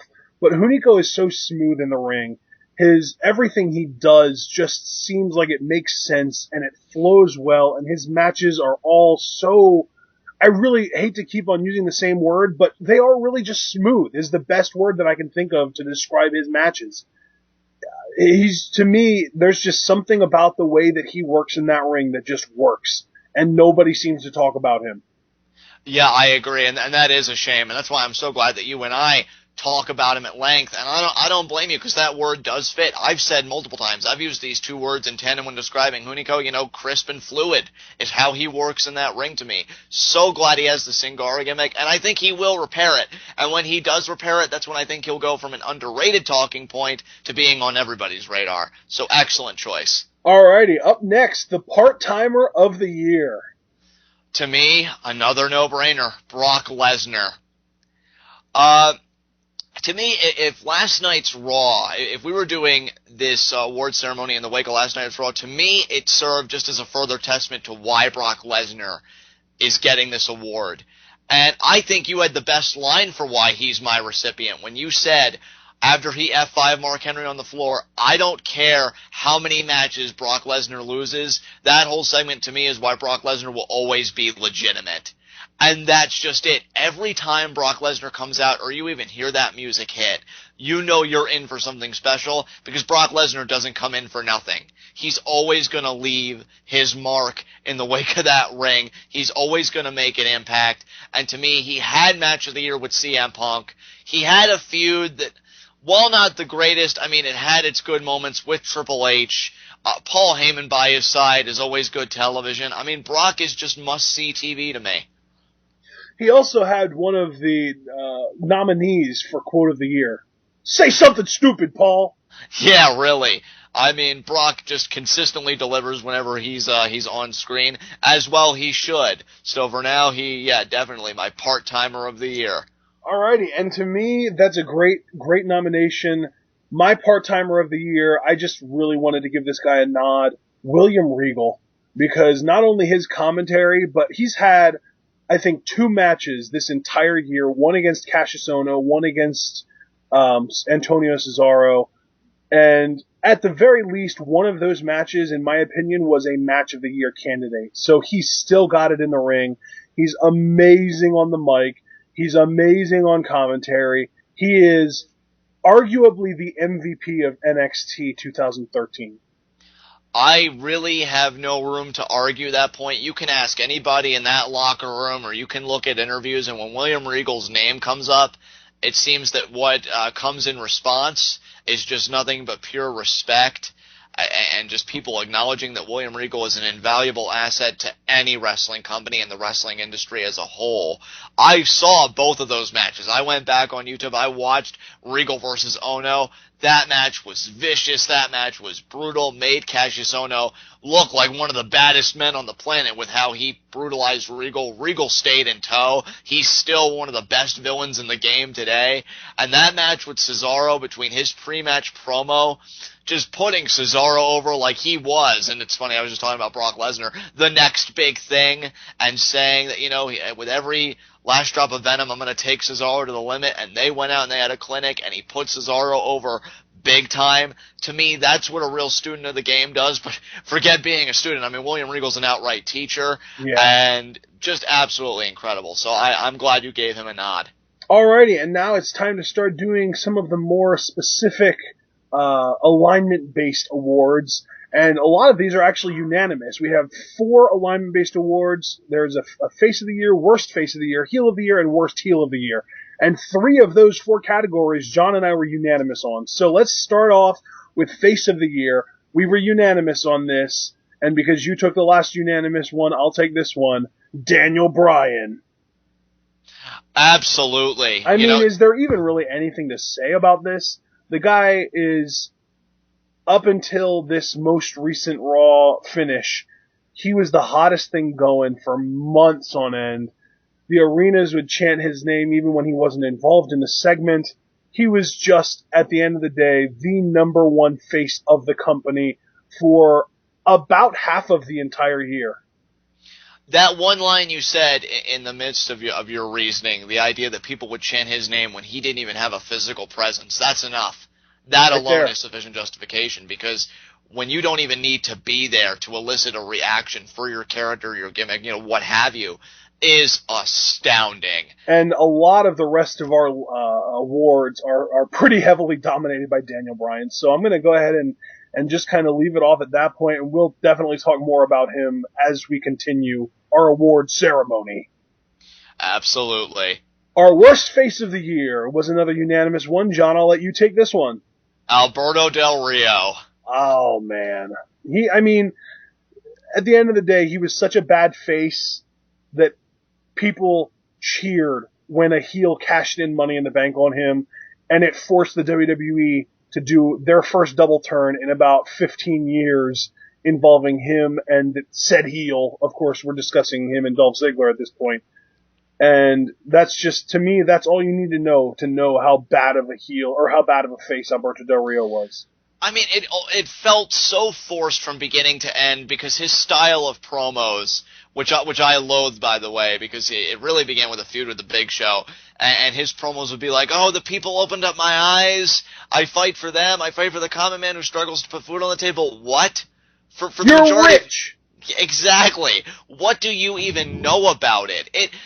Even in interviews, I think Alberto Del Rio is going to look at his face run as like a black mark because he said, I love being that old school villain. I love being the bad guy. And he always struck me as like that Tony Montana-esque, from Scarface with the scarves and the luxury cars and everything. That's his niche. And even that, you can debate is entertaining or not. But this was just painful.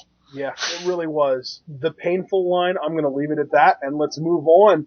Heel of the Year. This was an interesting one, because I know you were a bit surprised by my choice. My heel of the year is Stephanie McMahon. And to me, the reason that I was surprised by your choice isn't because I disagree. I genuinely do think that you nailed it. She was the best heel of 2013. But to me, the heel of the year should go to somebody who can eventually have somebody get comeuppance on them, and I don't think that's ever going to happen with Stephanie McMahon. And I can definitely see the merit in your reasoning. To me, though, I just can't get over her promos and her actions, whether it was something as simple as, during Caitlyn and AJ's feud when Caitlyn interrupted Stephanie McMahon and she's walking up the ramp and she's like, Caitlyn, don't you ever interrupt me again. Or to The Miz, which you and I both loved. Miz, you're nothing but a utility player, and nothing's worse when a superstar peaks too early. Yeah. Because, every time she got on the mic, even when it was against somebody I hated, in the back of my mind, all I could think was, my God, what a witch. What a horrible human being she is. Just absolutely golden was Stephanie McMahon this year. Absolutely. And my heel of the year is Randall Keith Orton. While your heel of the year is probably the actual best heel of 2013, I feel like my heel of the year is the one who's going to sell the most tickets to whoever the babyface is that gets in the ring with them. Absolutely. No, and then that reasoning alone, there's nothing more you can add to that. Randy Orton is the heel that everybody is clamoring for some babyface to step up and beat, especially now recently in the wake of TLC where he seems to have found his stride again. I'm loving it. Randy Orton, without a doubt, is a worthwhile recipient for heel of the year. Alrighty, and our next category, worst heel of the year. And there are kind of two different ways to interpret this. You can either look at it as who was such a bad heel that they got cheered, or who was such a bad heel that they got no reaction whatsoever. And to me, it's better to be cheered, even if you are a heel, than to be no-sold, if you're anything, whether it's heel or face. And while Del Rio was getting crickets as a face, we were unanimous on this category as well. I'll go ahead and throw it out there. The Miz was getting crickets as a heel in 2013, and he was the worst heel of the year by far. Dude, from the turn, and then I even tried to go to bat for the turn. I'm like, okay, well now Miz is back where he's really comfortable, seems to do somewhat well. We'll give him some feuds. You know that this is the worthwhile candidate when even WWE would probably agree with it because they didn't even fully commit to this turn. Like, that's how bad this was. We got no commitment. The Miz seemed completely bored with it. Like, even the promos that I thought would get me angry when he was U.S. champion and carrying around the Raw Money in the Bank, he didn't have that same fire. It's just like he was going through the motions. A completely uninteresting character was The Miz as a heel in 2013. Nothing left to add there. Let's move on. And this is one that I think a lot of people are going to appreciate because you and I don't usually acknowledge that wrestling companies outside of the WWE even exist. And we're going to here. the non-WWE Wrestler of the Year. Yes. Now, who did you pick? I'll let you take the reins for this one first. My selection for non-WWE Wrestler of the Year was Bully Ray. And to me, this is actually kind of a no-brainer because in my opinion, Bully Ray is having a complete 100% career revival because of the Bully Ray gimmick. I've even gone as far as to watch, I think it was a Wrestling with Rosenberg interview with Bully Ray because he is such an interesting character all of a sudden with this Bully Ray gimmick. I love it. I think TNA fans love it. I think that this is the last interesting thing that TNA has going for it. And to me, this is a no-brainer. WWE or non-WWE Wrestler of the Year is got to be Bully Ray. So I'm extremely curious as to who your selection will be. My non-WWE Wrestler of the Year, much to the surprise I'm sure of many, also comes from TNA, Brutus Magnus. There you go. Okay. That's more like a what have you done for me lately thing. Okay. Yeah, you know what, though? Even before that, because I know probably what you're thinking. You know, the heel turn, joining Dixie Carter, you know, winning the World Heavyweight Championship from Jeff Hardy. But even before that, for so many years, I had heard from people that any day now, Brutus Magnus, when he was very young, in his early 20s, he was going to be something special. He was going to do something. And this year in particular, he dominated like 90% of the Bound for Glory series. When you would look at the point count, he was way in the double digits, while so many other people were scraggling at the bottom of the barrel, beating many notable people, Christopher Daniels, Kazarian, Robert Roode, who had one of the singular, you know, longest TNA championship reigns in history. Didn't he have the longest, actually? Yeah, the longest. Just for his, you know, one solo reign, absolutely, it was the longest. Nobody touched it. Then, you know, he loses, and you have him really feeling the weight and the despair of that because he felt like he failed the newly reformed Main Event Mafia, of which he was a member. And then Sting said, hey, you know, don't worry about it, I'm going to put you on the map. And then he beats Sting at Bound for Glory, you know, which in TNA's eyes, I mean, Sting is the end-all, be-all. When you can beat him, you've done something. Sting is like the Undertaker of TNA. Yeah, and considering it was at Bound for Glory, an event where he's beaten the likes of, you know, Kurt Angle, Jeff Hardy, Samoa Joe. Yeah, I mean, you know, it's crazy. And Magnus gets the W, and you can see that the seeds are starting to be planted for a heel turn. Does more stuff with Sting, eliminates him from a battle royal to get Sting back in the world title picture because your award recipient, Bully Ray, took Sting out of the championship picture. And his one chance to get back in it, Magnus, you know, he neutralizes that. And then he goes on in Dixie Carter's World Heavyweight title tournament because AJ took the championship and left. When he won it from Bully Ray, Magnus goes on and he wins it, beating the likes of, you know, again, Samoa Joe, Kurt Angle, and then finally Jeff Hardy in a steel cage / ladder match, as only TNA could come up with. And now that he's aligned with Dixie Carter and her little faction, I think he's going to hold the championship for a long time to come. And the cherry on top of it, no matter how you view TNA, they are the only other mainstream company because they are on TV. Magnus ended, God knows how many years the English fans have been waiting for a World Heavyweight Champion. Magnus ended that odyssey because now he can claim, like, I am a World Heavyweight Champion and I hail from the proud country of England. So, yeah, Magnus just dominated this year, I think. There we go. Great choice. I feel like he could end up being the Randy Orton of TNA, and there's nothing wrong with that. So let's move on. Worst Superstar of the Year. You know, the way I took this award, and I have to preface it by saying, because I know nobody's probably going to be a fan of my choice, is just somebody who just never really got off the ground like they should have. That's the way I took this award. So my recipient was Dolph Ziggler. So to you, rather than the actual who was the least entertaining, this was more about who was the least fortunately booked.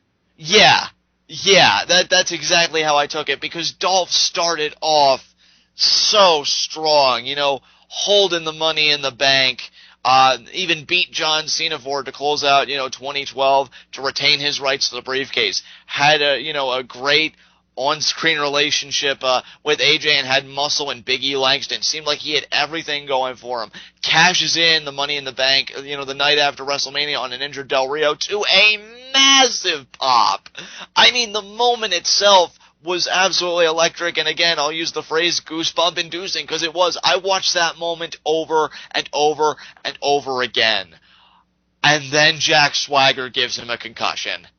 And he never comes back from it. You know, I would say what his last interesting thing that he did really this year for me, but I don't want to, that'll come later in our video. But after that particular hurdle that he crossed, it was just all downhill for Dolph. He never got his momentum back. He had some great matches with Alberto Del Rio, but other than that, I feel like he never got back on his feet. He never secured that third World Heavyweight Championship reign that I felt like he was owed for busting his hump and being a workhorse. And I'm just still looking for Dolph to find his way back. And for the record, I think he will. This isn't me abandoning my faith. This is just me acknowledging it for what I see. And Dolph just really struggled this year, despite a few really glorious moments. Yeah, and you know what? To me, I think that the reason I wouldn't have picked Dolph is because he had such a great first half of the year. Right. Maybe if this was, and again, I think this kind of comes down to what have you done for me lately? Because I feel like if this was the awards for the second half of 2013, you nailed it. Right. To me, the worst superstar of the year, and this is probably a perpetual state in my eyes just because of my personal biases, The Miz! No, dude, I wouldn't even chalk this up entirely to your personal biases, honestly, if at all. We could separate the two, because what did Miz really do this year? Absolutely nothing. Because we talked about him having the worst, heel turn. Let's talk about how amazing that face run was for a second, shall we? Except that it wasn't. Exactly. He even got told that he peaked too early and was a utility player by Miss Stephanie McMahon herself.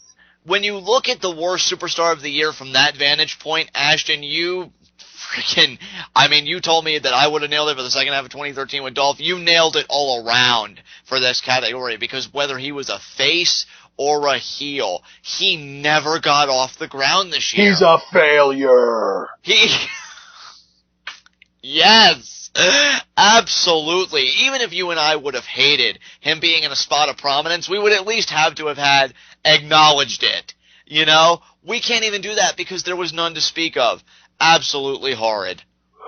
Maybe he's just going to continue complaining about how he's not the main event anymore, even though he main evented one WrestleMania, which was a mistake in the first place. I love you.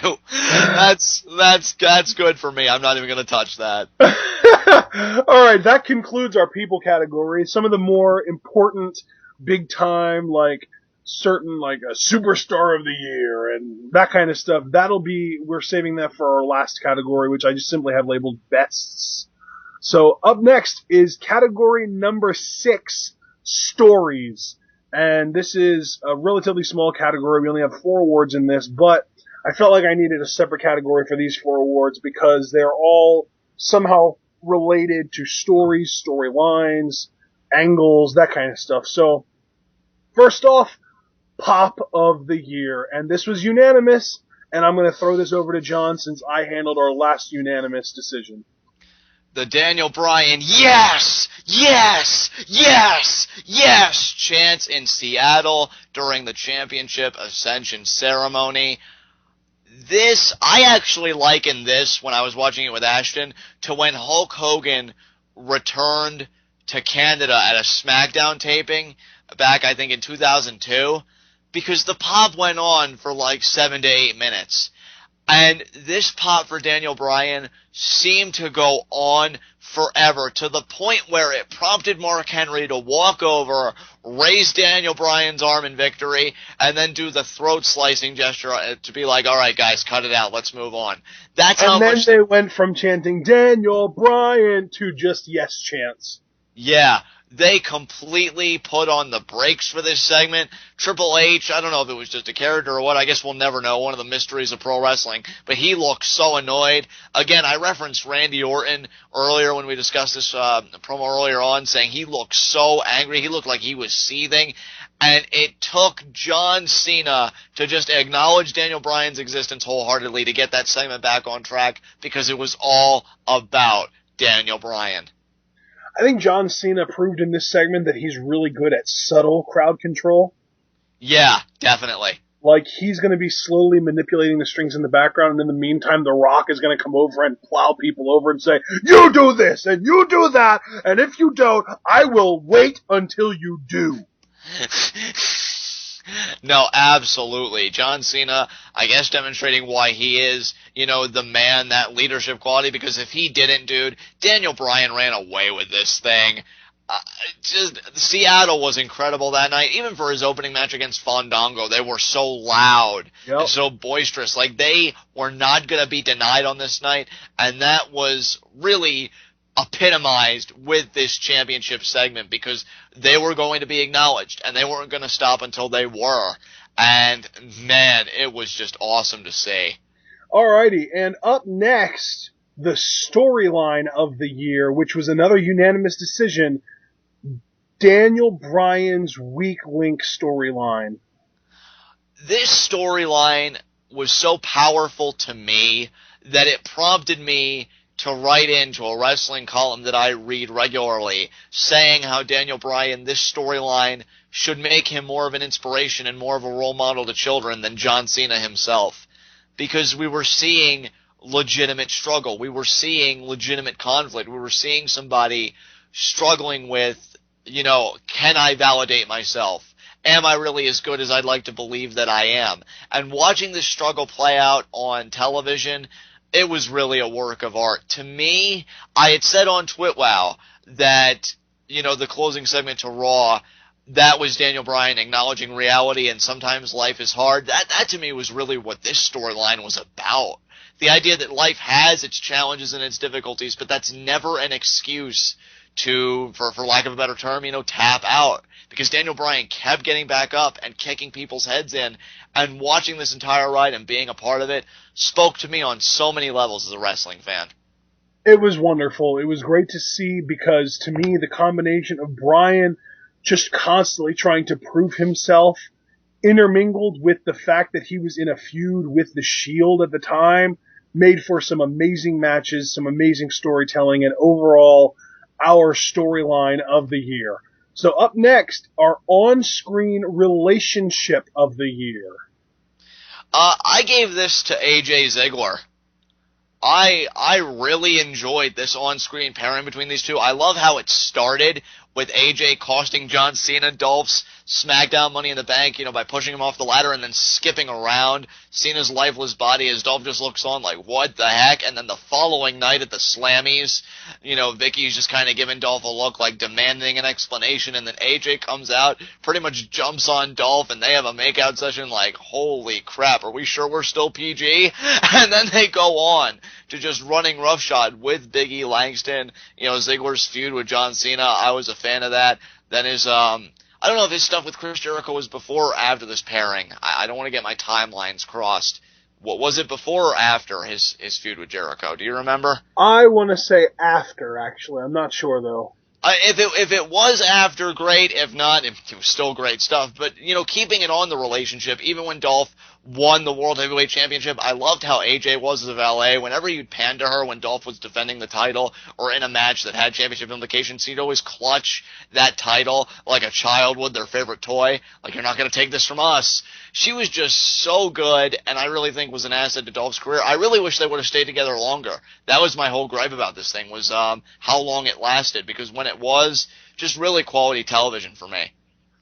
Alrighty, and my on-screen relationship of the year, a little bit non-conventional, or unconventional, I guess I should say, Ryback and Paul Heyman.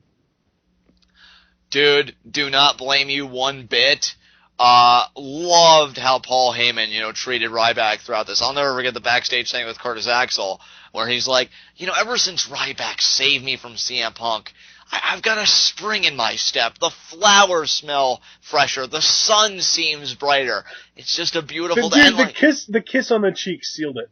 Yeah. When he said, I owe my life to Ryback, and then he leans in and kisses his cheek, and then Ryback smiled. that goofy little like that toothy grin that he has just cracks me up. Dude, right. I do not blame you. These guys were gold this year. Yeah, and the fact that Paul Heyman then started referring to him as my monster Ryback. It was just amazing. The proposal, it was perfect. Everything felt so awkward, but at the same time, because of the awkwardness, it was amazing. So that's all I have to say about that. Up next, we had our storyline of the year. We have to discuss the worst storyline of the year. To me, AJ versus the Total Divas, and why I say this, yes, AJ has overcome the odds consistently. My biggest problem with that is that everybody seems to refuse to acknowledge it. Because right after she may have a successful title defense, what's the talking point? The latest episode or the upcoming season of Total Divas. And they keep making AJ the butt of their jokes, all for women whom the majority of them I do not care to see, and who ultimately I don't think even matter. It just really, this storyline has had me utterly repulsed. I can't wait for it to really end, which I don't think it has, for the record. I think it's still honestly far from over, which I shudder to think about. This is my worst storyline of the year. You know what? I was originally going to throw out my own worst storyline of the year, but I think what I'm going to do is I'm going to agree with you that really truly is the worst storyline of the year, and we're going to make that a unanimous decision. But on that same note, I'm going to throw out a runner-up. Right. To me, the runner-up is Ricardo Rodriguez befriending RVD. So glad you mentioned that. That, to me, didn't make any sense from beginning to end. I didn't even get it.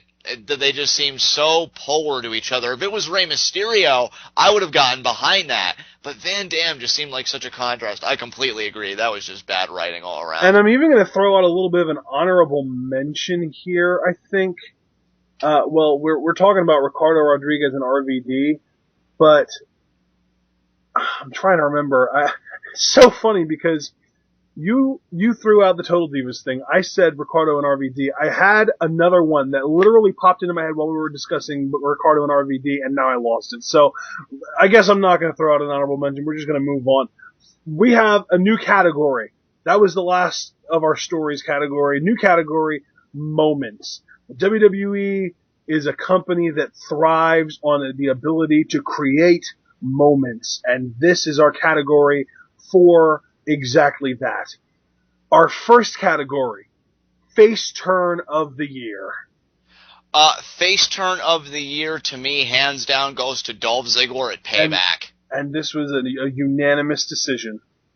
I think you said it best, Ashton, when we discuss it in separate conversation, and you said, double turns are a rare thing in pro wrestling, and you and I just both thought that this one was executed so well. Dolph really ended up coming off sympathetic in this match. I mean, he was getting punished to the point where commentary became very subdued and had concerned tones really drown in their voices. Like, oh man, Del Rio's really being brutal here. Come on now, Dolph is just really struggling, and we got to worry about his health here. Just the way they booked Dolph, and this is where him being such a good seller is an invaluable asset, because I think that this whole crowd rallied behind him for this match. WWE had no choice but to really turn him because of this. And it was perfectly done, and I don't even know if I can add anything to that. So we're just going to stick with what you said. It was a perfectly done double turn. Although, unfortunately, it didn't work out as well for Del Rio, it worked out extremely well for Ziggler while it lasted, and of course he ended up kind of going downhill from a booking standpoint after that as well. But we already kind of discussed your opinion of Ziggler having the least fortunate booking of the year as the worst superstar of the year. So let's move on. Heel turn of the year. To me, this is another no-brainer, Randy Orton. Because wow, okay, yeah. You know what? You say it's a no-brainer, but to me, mine's a no-brainer, and mine isn't that.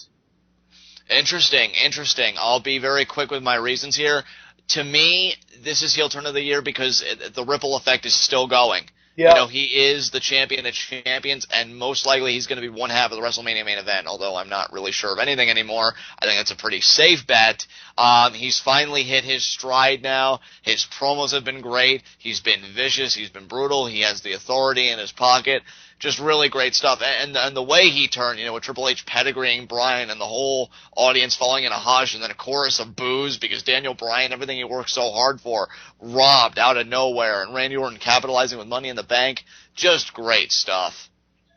It really was. It was definitely one of the what in the world are they doing moments of the year. I think that a lot of us actually predicted it happening, though. Yeah, a lot of us did predict it happening, but I think to me, the predictability of that turn makes it less of an amazing turn. I'm curious to see what you picked. Mark Henry's faux retirement. Oh, yes.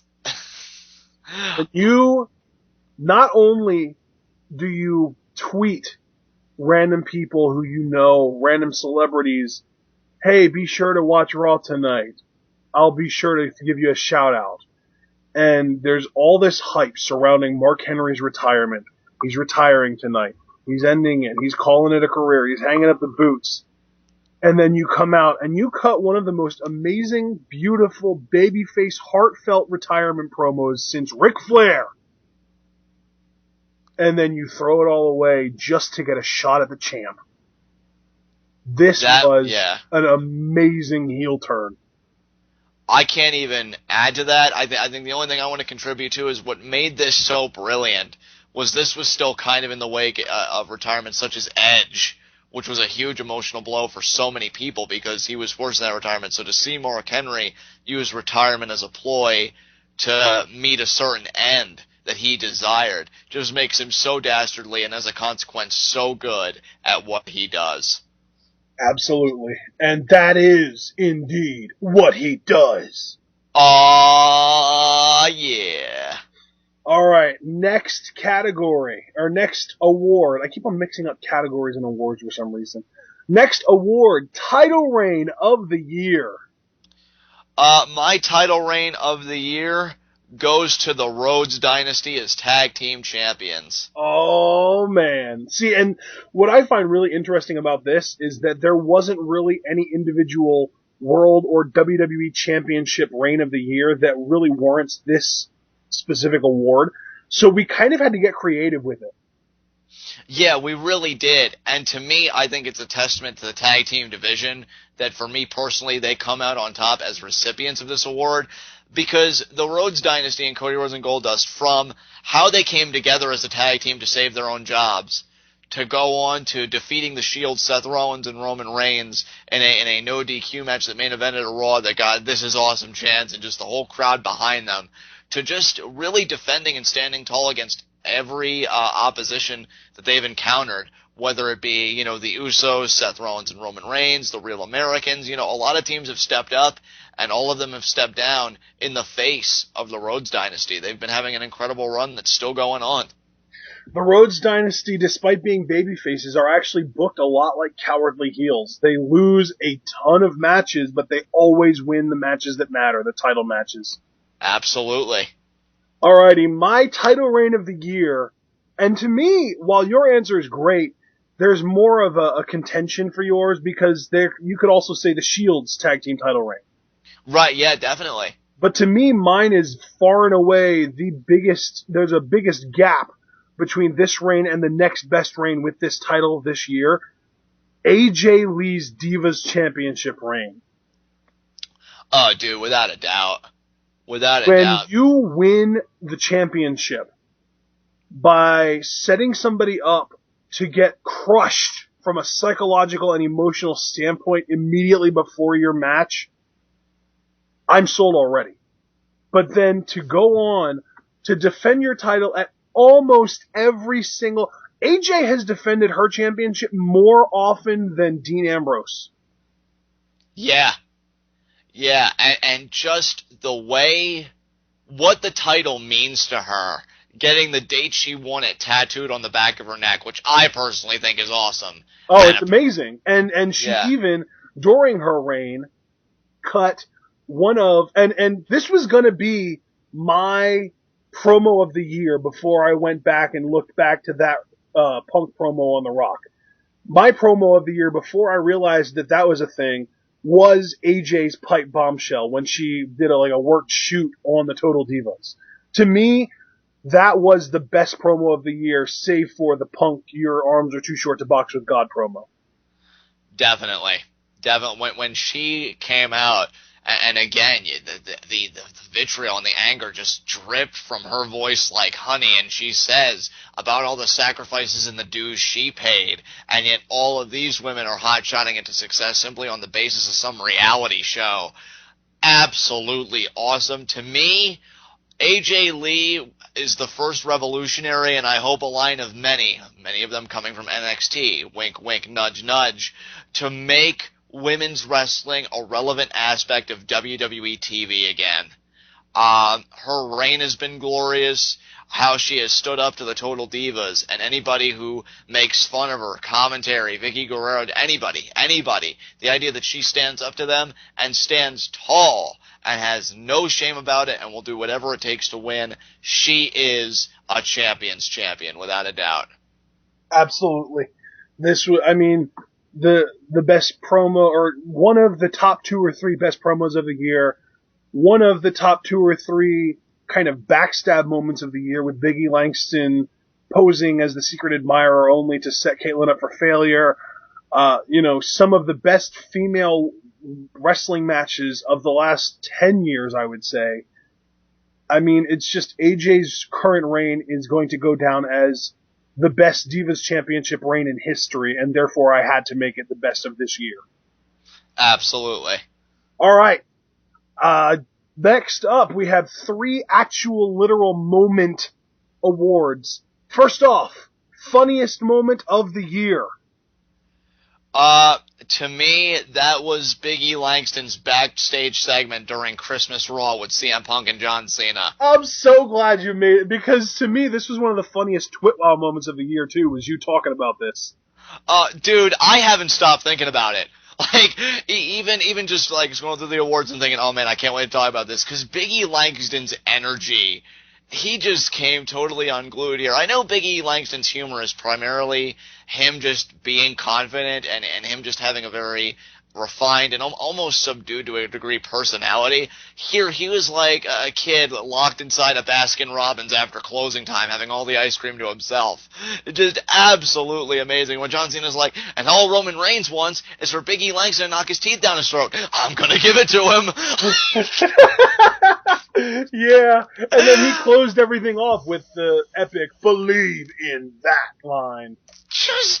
Look, Mojo Rawley, take a freaking note, because this is how you know when somebody's hyped. It's not a catchphrase. You do it through your mannerisms and your body language, and Big E Langston looked like he was ready for a fight in that very moment. And I'm sorry, I just have a very different kind of humor, and I wholeheartedly acknowledge that.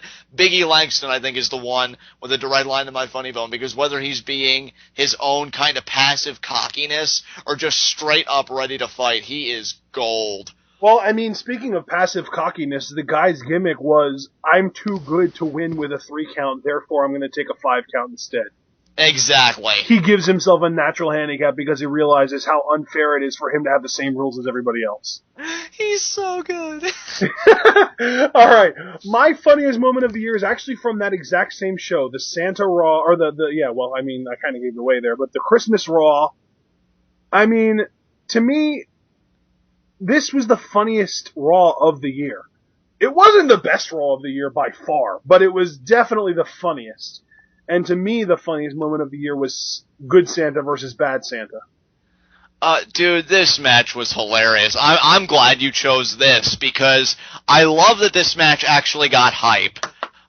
I love that this match actually, appeared important through, Damian Sandow cutting a backstage segment as Bad Santa and Mark Henry as Good Santa. You have Michael Cole as the mouthpiece. No, Mark Henry, we need you. We need you to save. And I think what makes this so funny, not to go quote for quote, moment for moment, but to kind of wrap it up for me, was how seriously commentary took this match. Yep.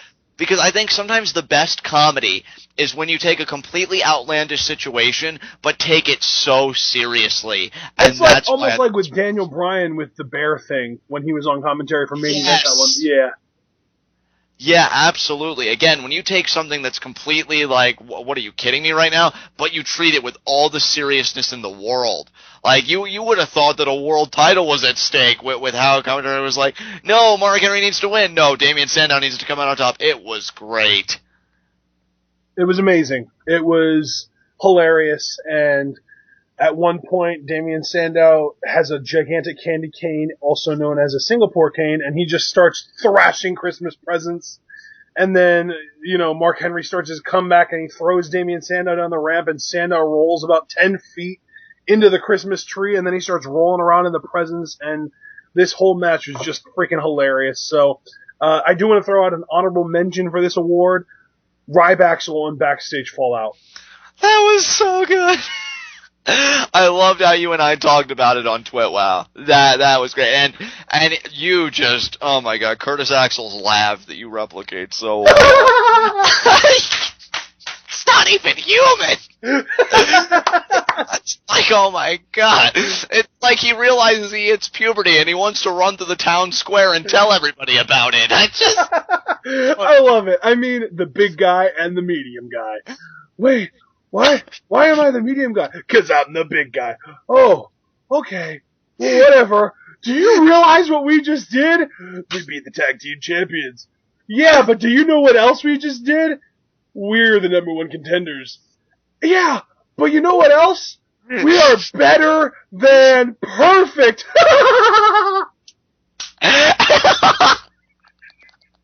You know what I find hilarious, and I find that an ironic word choice given the situation currently, is that, like, you were so happy I picked Big E Langston because of how I reacted to it on Twitter. Well, I give you the exact same sentiments because the way I loved how much you loved it, because when you recite it back to me, I almost want to say it's even funnier than the original because you get so into it, and I just always fear that I'm going to die in this chair because nobody can help me. I mean, nobody's going to hear me when I collapse, but that Curtis Axel laugh, it's like I'm free from NXT for another week. I'm not even going to try to attempt it because that's all yours. It's just, and Ryback is just so good. If I was to, I don't want to go down that rabbit hole, but if I was to give an honorable mention, it would be his bullying gimmick. There is something about Ryback's humor that is so simple, at times in your face, but it's almost like he's aloof and yet aware at the same time. I don't know how he does it.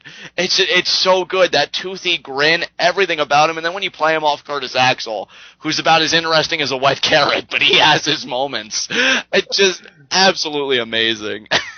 Oh, I love it. All right. The WTF Moment of the Year, also known as the Gobbledygooker Award.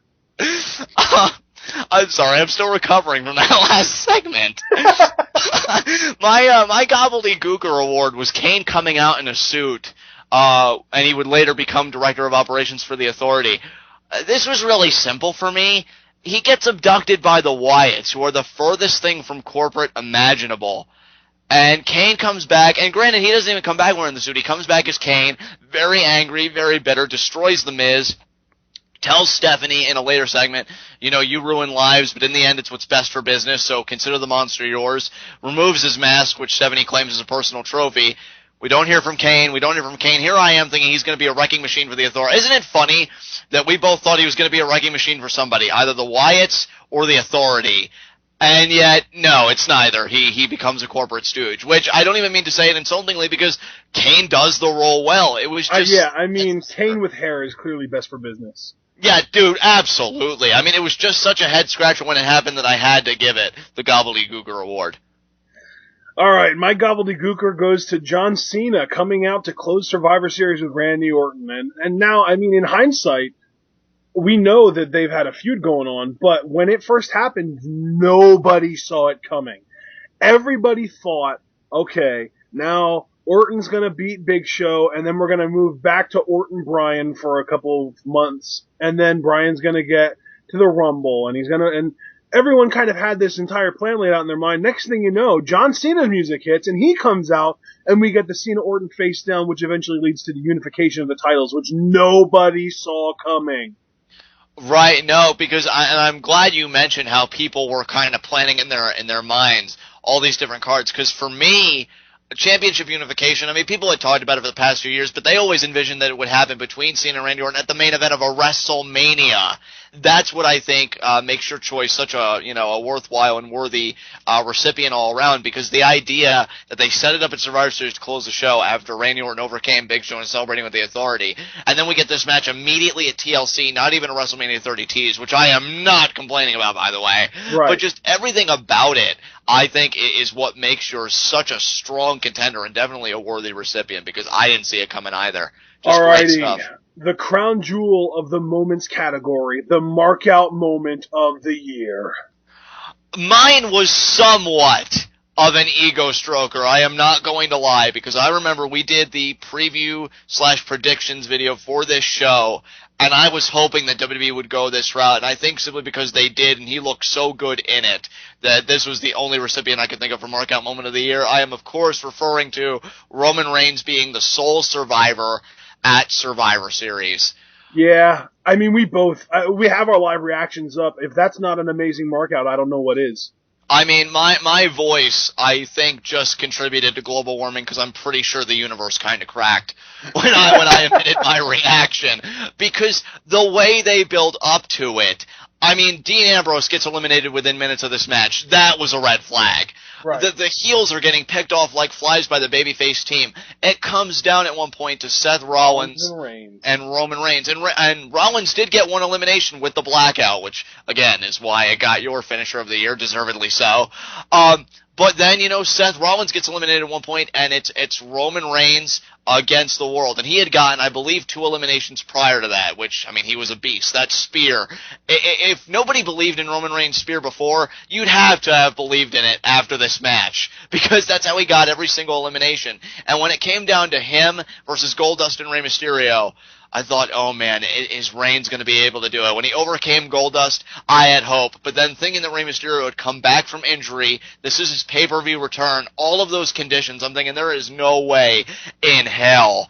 And Rey nails the Hurricane Rana for the setup, and I'm thinking, oh crap. And I know you were thinking the same thing, like, oh crap. And then Reigns hits the spear, and I lose everything. This was amazing. It really was. I'm glad that you picked that, because that was, I mean, for you, perfect, because like you said, you completely predicted it happening. The whole time I was thinking Rey was going to end up winning, because, it's Rey Mysterio and he's the biggest underdog and he always wins. And then that happened, and it was an amazing markout on both of our ends, and I will definitely say you definitely had the better markout, but I freaked out too. Oh yeah, no, you freaked out, I freaked out. I mean, really, I think everybody was so happy how this came off. And just, I think this is a legendary moment for you and I as a team. I mean, seriously, guys, I have no shame about it. Go back and watch that video. Ashton, even in the description, gives the timestamp for the reaction. That's how epic this was. Yep. I lost it, and I have no shame about it. And my markout moment of the year is a tie between 2 Raw endings. Okay. The first one being the Shield Wyatt's confrontation, where it was, I think, the Shield versus Daniel Bryan and CM Punk, and next thing you know, the Wyatts hit the ring, and they want Bryan and Punk, and they're going after each other, and Ambrose gets up in Harper's face, and they're trash-talking, and then Rollins comes in, and he's talking to Rowan, and next thing you know, Rollins is pulling Ambrose away, and Rowan is pulling Harper away, and then Ambrose and Harper turn around and slug each other, and then we have an all-out brawl, and friggin' Reigns is telling Wyatt on the outside, get them the hell out of here, and they're talking, and it's like, just everything breaks down, but it ends up with these 2 teams in respective corners staring each other down, and the crowd lost their minds. This is awesome! And it was, and then Bray Wyatt, being the master manipulator, says, we have a common enemy! And he points to Bryan and Punk, and that's kind of the end of that. And I think that, as unfortunate as this may be, that may be the closest thing that we ever get to a Shield versus Wyatt's match on WWE. What a shame, too. This was such a great tease. For everything Ashton said, guys, I mean, he nailed it. This, to me, and it shows you how legitimate both factions were when the fans were clamoring for this. This is how you know in the back, whoever is the head of, like, creative or booking or what have you, they can pat themselves on the back because the Shield looks so legitimate, and the Wyatts in such a short time were really menacing and imposing their will and a legitimately intimidating force that when those two entities collided, I mean, we were salivating for it. Yes. That's how you know. Like, it wasn't a joke to these guys. You had two successful factions. The fans want to see it. And I think you hit it perfectly, Ashton, when you said unfortunate. Because the idea that we may never get a 3-on-3 matchup between these two is a crying shame. I really hope we do get it. If we don't, that will always be my regret, I guess, of 2013 going into 2014, because this is a match that everybody wants to see, and I think a match that really, in some respects, needs to happen. I mean, both of these factions have been looking so good that the idea that they may never collide, what a pity.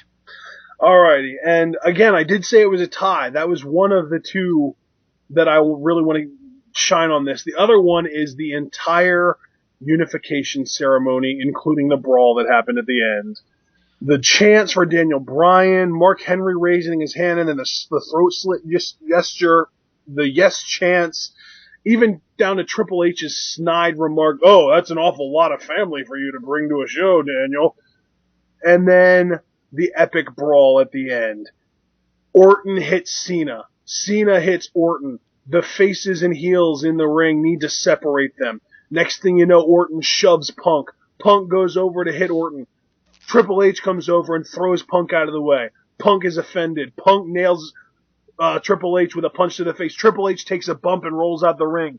Shawn Michaels super kicks CM Punk. Daniel Bryan finally gets him his comeuppance on Shawn Michaels with the knee to the face. Next thing you know, Randy Orton goes for an RKO on Bryan. Bryan pushes Orton. He hits Stephanie McMahon. To me, this is the only comeuppance anyone's ever going to get on Stephanie McMahon is Bryan pushing Randy Orton into her. Then Triple H comes into the ring and sees that Orton hit his wife, and he freaking pedigrees Orton, and the whole thing ends with Orton staring up at Kane, Triple H, Stephanie McMahon, and John Cena hovering over them.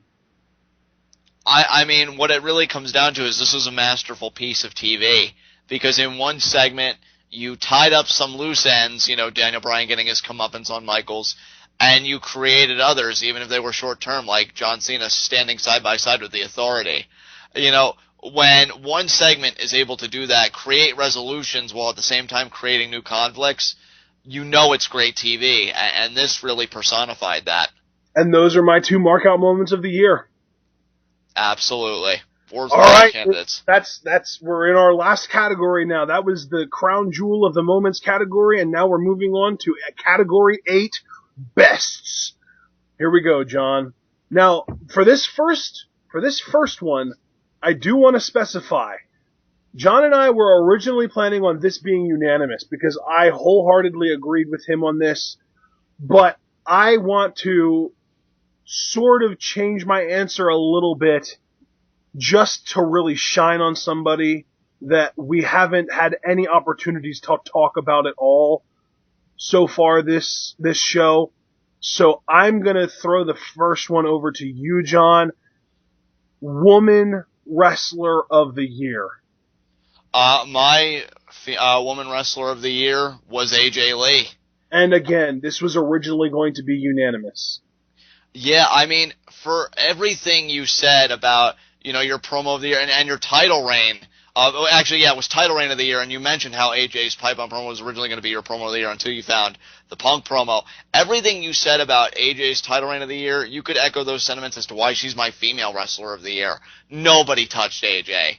Nobody. Even before she became the champion and she was still dealing with her relationships with John Cena and then Dolph Ziggler And, just everything she did this year. And then as a performer, her matches were second to none.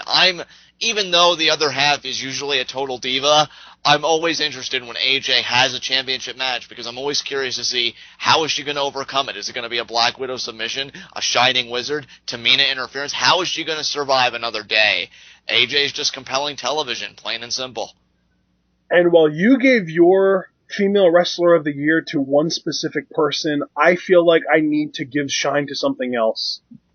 The NXT female four, as I like to call them. Paige, Emma, Sasha Banks, and Summer Rae. I am so glad you did it, because, in a video where we really seem to be in certain appropriate categories celebrating NXT, I don't think you could do any better than really discussing these women who are just absolutely phenomenal and who prove that there are still wrestlers out there, that it's not just a supermodel's game at the big dance anymore. All four of these women are just absolutely phenomenal. Paige is absolutely, at how old is she, Ashton? 21? 20, 21? She turned 21 in August this year, yes. And her matches are second to none. Her intensity, her passion, how she embraces being the anti-diva, just incredible. I know I keep saying that word, but really they deserve this word. They own that word. Emma, who I'm smitten with. I'm sorry. The childlike innocence of being a wrestling fan, I always keep part of it in my heart always, and it yearns for Emma, the most adorable gimmick, the most adorable performer. I play Dance Dance Evolution on a regular basis, always trying to beat my high score. She is awesome. She's fun. She's a solid in-ring performer. I would say that Paige still has her beat in terms of mic skills, but Emma, I think, is going to be the first one to come to the main roster, which I am eagerly anticipating, because a feud between her and AJ, just reach into my pockets and take whatever money I have in there. Just do it. Sasha Banks, we've talked about her, still somewhat under the radar in some circles, but just so old school in so many respects. The categories, or the award names that we're doing, we have 50 of them. I cherry-picked these award titles from Reddit. Right. I want to give a lot of credit to Reddit, because they call them the Marquies, the Marquee Awards, and they do an amazing job of organizing everything. Thank you, Reddit. Thank you for the Squared Circle subreddit specifically, because they really were the inspiration to, I would say, 95% of these categories that we're using. And for the underrated person of the year, the underrated superstar or wrestler or whatever of the year, I nominated Sasha Banks, because she is criminally underrated. Definitely. To me, the female wrestler, or the women's wrestling match of the year, Sasha Banks versus Paige, leading up to Sasha Banks turning heel. Yeah, we had a great discussion about that. I believe it was on an episode of TWitWoW, and you can even thank Ashton, guys, for even myself developing a deeper appreciation for Sasha Banks than what I already had. She is just so good, and I'm actually very intrigued about when she comes to the main roster, how she's going to stand out. Maybe her and Summer Rae. Well, and that's the thing, dude. She's another one. She's only 21 years old, too. Her and Paige are the same friggin' age. It's phenomenal. Phenomenal what women this young are doing right now. The two youngest divas, and I hate to call them divas, but WWE women's wrestlers are called divas, so we have to kind of get used to it. The two youngest divas on the entire roster put on the women's match of the year this year. Yeah. I mean, that says everything. And then just to touch on Summer Rae very quickly, and then I'll give the reins back to you. I mean, what more can you say about Summer Rae? I think she's a great valet for Fandango, but between the ropes, even Jim Ross said recently in his blog, like, he enjoys when Summer Rae is on TV, and he feels like, when it happens for her and she gets her own little platform to shine, he feels like she can really be something special, and it's really hard to argue at that point. She's another one. I enjoy her mic work when it's in little snippets. I mean, she came out with the line that you and I still quote jokingly with each other. Get it together, Sasha. So good. Yeah, I'm sorry for the random improvisation. I usually don't do this to you, John, but I felt like I really needed to put some shine on the NXT women. Oh, dude, I'm glad you did it. No, this deserves to be talked about, and I'm glad we're doing it on this forum outside of TWitWoW, because I'm sick of people, saying that women's wrestling is a dying thing in WWE. No, it's not. You just have to dig a little deeper, and you can find it, and they glow like diamonds. These women are going to bring respectability, credibility, and dignity, a lot of ease in the WWE, back to women's wrestling. I cannot wait for it. And the idea that we're probably going to have to wait quite some time because of their age for Sasha Banks and Paige. Somebody get me a pair of handcuffs so I can arrest somebody, because that is criminal. I mean, these women are just absolutely phenomenal. Alrighty, let's go ahead and move on to our next award, Underutilized Talent of the Year. My selection's going to get a lot of head scratchers, understandably so, because I realize that this was for a very minuscule portion of the year, but I couldn't help myself. My underutilized talent of the year was Rey Mysterio. I'm sorry. You have a guy of his caliber who's a former multi-time, world champion, 2 world heavyweight title reigns, 1 WWE title reign, had a phenomenal Intercontinental Championship reign in 2009. In my opinion, was the MVP of that year. And he's Rey freaking Mysterio. With all the years he's invested in WWE, he comes back, has a little bit of a, brush his shoulders a little bit with the Shield. But then you put him in a tag team with the Big Show. I'm still waiting for that Dean Ambrose-Rey Mysterio feud that I thought could have put on some TV Match of the Year candidates. I just feel like he's been totally underutilized, because he could have been such an asset to establishing mid-card heels and just mid-card talent in general. And instead, and now he's not even doing anything with Big Show. He's been kind of off the radar recently. Just really weird how Rey Mysterio's been booked since coming back. There you go. To me, you picked somebody who you felt more like, okay, they need to use him to make everybody else look good more. Right. My choice was for somebody who not only, while your selection was for maybe 2 or 3 months worth of the year, I feel like my selection has been underutilized literally the entire year. My selection for and this is, again, I said earlier when you picked him as your underrated Superstar of the Year, that I feel like there was another category more fitting for him, and this is it. Underutilized Talent of the Year, Ryback. Without question. I mean, really, when we're looking at the whole calendar year, what this man has been reduced to is just appalling. I mean, he opened the year in a feud with the Shield. He lost every match he was in involving the Shield. And then as soon as WrestleMania is over, he turns heel, even though he was one of the hottest baby faces going, even just because, he gets Goldberg chance, therefore he's not over enough, so we need to turn him. Or actually, I feel like it's more along the lines of, he gets Goldberg chance, so we have an excuse to turn him because he's starting to get more over than our golden baby face. But that's another commentary for another time. So he turns heel. He turns heel on John Cena, gets a huge pop, but then he starts cutting these weird, awkward promos about how he's healthier than everybody else and he's more fit than people, and people don't understand anything about counting calories and, being fit and that kind of stuff. And he loses to John Cena in, I believe it was a last man. Yeah, no, that was the draw. The last man standing match at Extreme Rules was a draw, even though Ryback was the first person to stand up. Because he didn't answer the 10 count, it just didn't matter. And then he loses to John Cena clean in a 3 stages of hell match. And next thing you know, he's reduced to, he's a Heyman guy. He's in a tag team.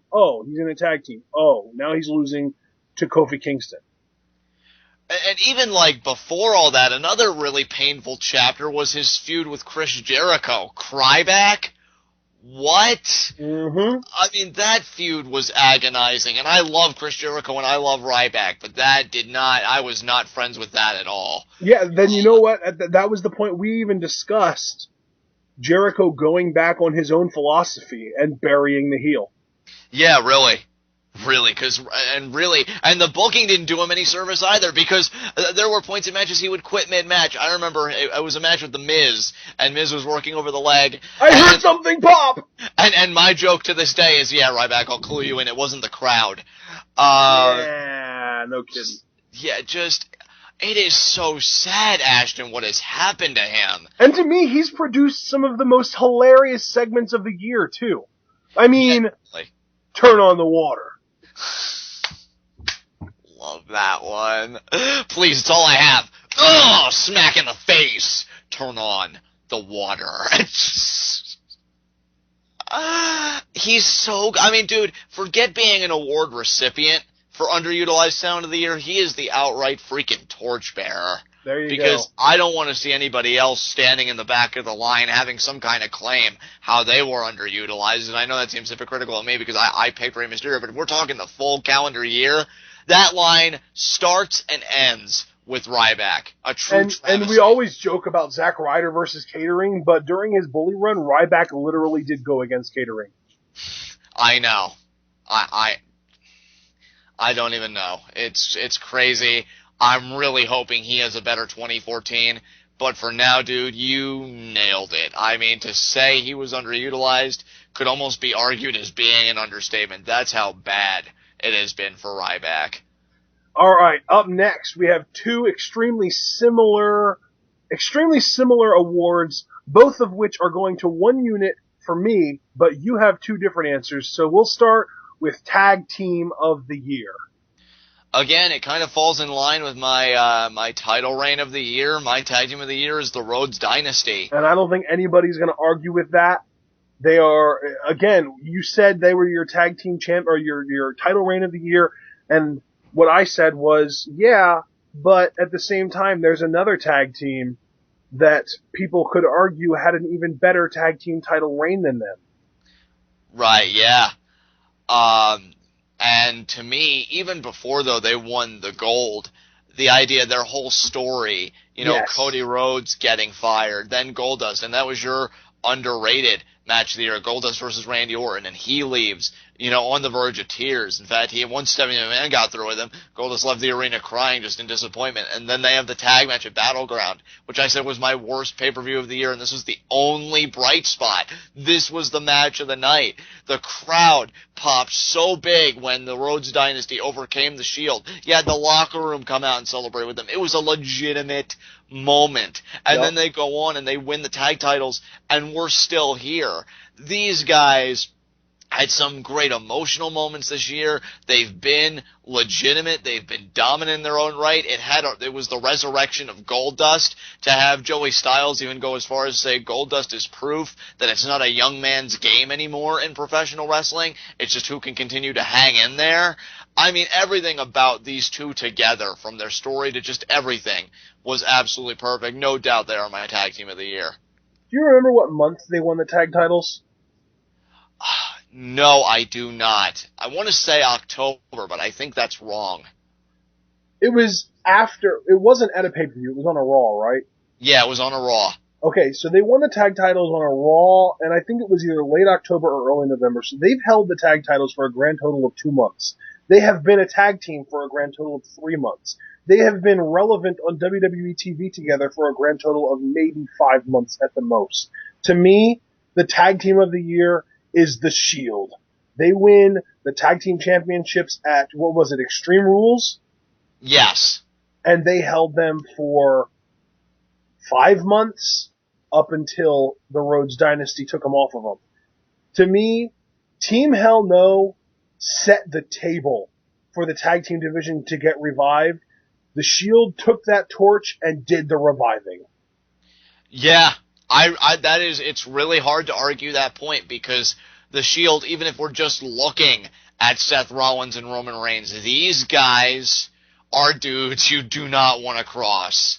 I mean, the Shield freaking owned it. And Seth Rollins and Roman Reigns, such a great team, the perfect blend of speed and power. Your sentiments, how, Team Hell No set the table, and then, Seth Rollins and Roman Reigns just ran with it. Absolutely correct. Really can't contend your choice. A great choice indeed. Okay, and up next, sticking with our theme of the Shield, a unanimous decision, faction of the year, the Shield. Yep, the Shield, all three, Dean Ambrose, Seth Rollins, and Roman Reigns. These guys were 2013. I mean, if 2012 was the year of CM Punk, 2013 was the year of the Shield. Absolutely. I mean, they beat virtually everybody. I mean, they took out The Rock. They took out The Undertaker. Yeah. Let's not allow ourselves to forget that we had a one-on-one match between Dean Ambrose and The Undertaker after WrestleMania. I mean, and this is coming from a performer like The Undertaker who only competes once a year, and the one time he makes an exception, who does it involve on the other side of the ring? The Shield. Yeah, I love how you say that every time. Shield. The Shield. just so, it's like you know something big's coming. Oh, what's happening? The Shield. Yeah. Crap. Not even anything else, just those two words that you know you're done for. So yeah, I mean, just looking at the exceptions The Undertaker made of his own career, that should be enough. But it's not for the Shield. The Shield. Because they can just win and win and win. Even their apparent dissolution that seems to be foreboding, Ashton, is just done so well. Because when they lost their 3-on-1 handicap match to Punk, you think, oh man. I mean, at least I thought, I don't know if you'd sign on to this with me, but I thought the fallout was going to be on Raw, maybe like an in-ring segment involving the Shield, maybe Dean Ambrose calling a team meeting or something out in the public, and he was going to lambaste Reigns for his mistake, and Reigns wasn't going to have any of it, whatever, or he would swallow it and they'd go to the back. None of that happened, because the following night they win a 6-man tag with CM Punk and the Usos with Roman Reigns pinning CM Punk after a spear. This team has just been booked so brilliantly that you and I, we've talked about it at length, and I think we can safely say that they are the most dominant faction ever. I mean, I would play it safe and keep saying in recent memory, I think you took the leap first saying ever, even surpassing Evolution, and I would have to agree. These guys have been just incredible from beginning to end. And their timing could not have been better. Honestly, their timing is almost the exact same as CM Punk's timing. CM Punk won the title in November of 2011, lost it in January of 2013. 2012 was the year of Punk. The Shield debuted in November of 2012, and it's looking like they might dissolve in January, February, or potentially April of 2014. Their timing was, yet again, perfect. 2013 was the year of the Shield. Absolutely impeccable was this 3-man unit. I tip my hat to them. Our next category, Rookie of the Year. Yeah, me and Ashton really hashed this one out, and when he provided a certain clarity to what exactly this category was, it was an easy choice for me. Bray Wyatt. This guy, I agree that it was definitely an easy choice, but I feel like my choice is slightly better just because of a little thing called Championship Gold. But you continue. Yeah, you know what? You're right. You're right. The entire Wyatt family, there is a dearth of that at the moment, but Bray Wyatt specifically comes on the scene when he attacks Kane. First of all, the hype promos before his initial debut were epic. Yeah. Absolutely epic. I remember distinctly, I shared these with a friend of mine who had kind of fallen out of wrestling because of what happened to Edge, because Edge was his favorite performer. And he wrote back to me when I showed him all of the vignettes. He writes back to me, holy crap, this is my new favorite gimmick. This is my new favorite performer. He has filled the void of Edge. Didn't even step foot in the ring, and he knew he was going to love this guy. Like, that's insane. Yeah. Then he debuts just everything, as you alluded to, Ashton, the theme music, which got your theme of the year, the darkness in the arena lit up only by a lantern, them following in tow, a very disturbing looking sheet mask. And what was so beautiful about seeing that the first time, the rest of his body was shrouded in the darkness, so all you could see was that face. You have Luke Harper with his gnarly facial hair and just that aloof twinkle in his eyes, like, what's going on, and just following his master's lead, and how they ambush Kane was just amazing. Yes, folks, I said earlier that him versus Kane in an Inferno match was my worst match of the year. That was the only hiccup that these guys have had and that Bray Wyatt has had as an individual. His match with Kofi Kingston, that, I really didn't care for at Battleground. You know what the best part of it was? When Bray Wyatt pulled a chapter out of The Grudge and was walking on his hands like an inverted crab or something, and the look on his face. This guy just has it all. I mean, what else do I have to say about it? I mean, when Forbes, again, writes 2 articles about this character, saying they can't even decipher what it is, and that's what's so alluring about it, because he's so cryptic, and you can't box him in. And I'm sure many people would want nothing more than to do that, to just figure him out, but you can't. And that's the brilliance of the character. Bray Wyatt is owning it. I think he is going to own 2014 for sure. Absolutely 100%. And by the way, as far as the match, even though the match was your worst match of the year, the build-up to the match is one of the reasons why it was your worst match of the year, because the build-up made it look like it was going to be so epic, and the match just couldn't live up to it. Exactly. And my rookie of the year, as I said, championship gold, baby, Big E Langston. Oh, man. It ain't enough, man. He needs this award.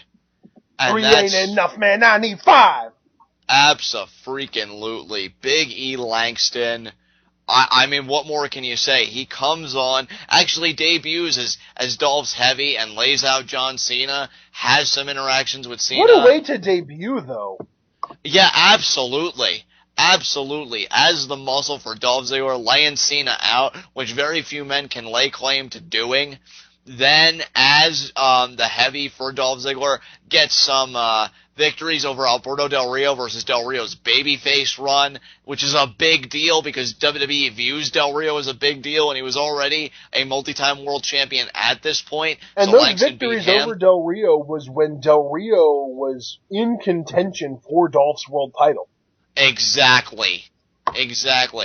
Beating Dolph Ziggler himself. I think he's gotten some victories over Ziggler. This guy is just a force. And then him winning the Intercontinental Championship. And I love how that all came about because he takes Punk to the limit on an episode of SmackDown. And then Paul Heyman just had to shoot his mouth off, calling Langston marginally talented and this, that, and the other. And he wasn't going to take that. So he lays out Curtis Axel. And what follows from that were great matches from Dean Ambrose because Curtis Axel supposedly got injured. Then when Curtis Axel's number was called up, Langston steamrolled him, became the Intercontinental Champion, and the rest, as they say, is history because I've just been loving his reign. Exactly. All right, next category. We have 3 left. This is the third last category.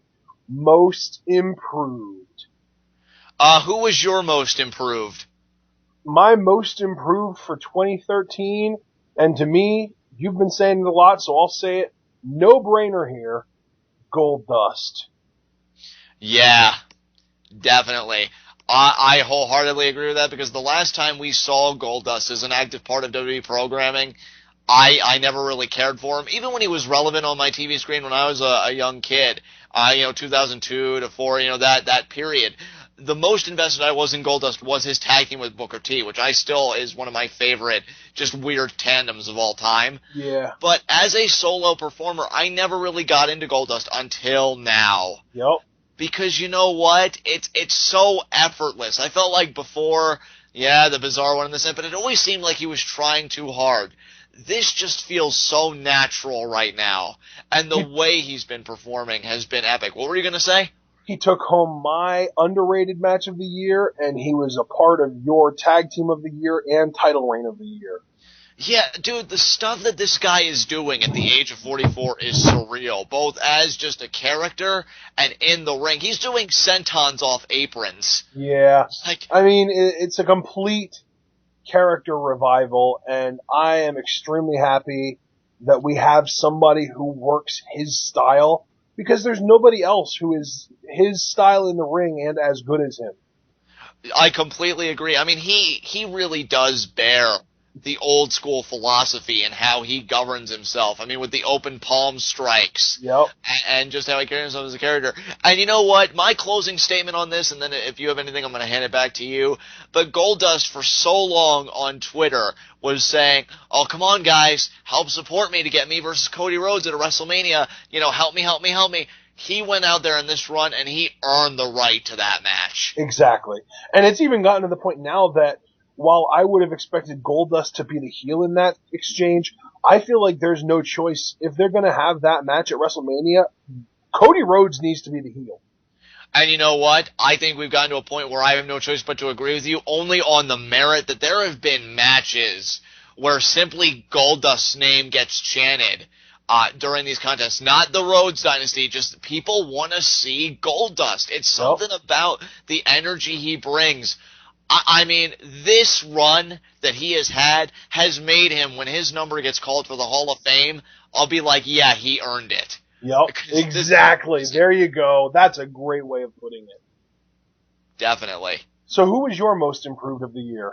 My most improved, I mean, it pales in comparison to yours. I think you far and wide ran away with this, but my most improved was Brie Bella. Had to give this to her because I found her singles matches revolving around the championship to be not just bearable, but even enjoyable. There were definitely a couple that were enjoyable. I want to say two, maybe, the pay-per-view matches that I mean. Yeah, you know, I think if we just got her away from Nikki. Exactly. And you know, maybe her from Total Divas as a whole.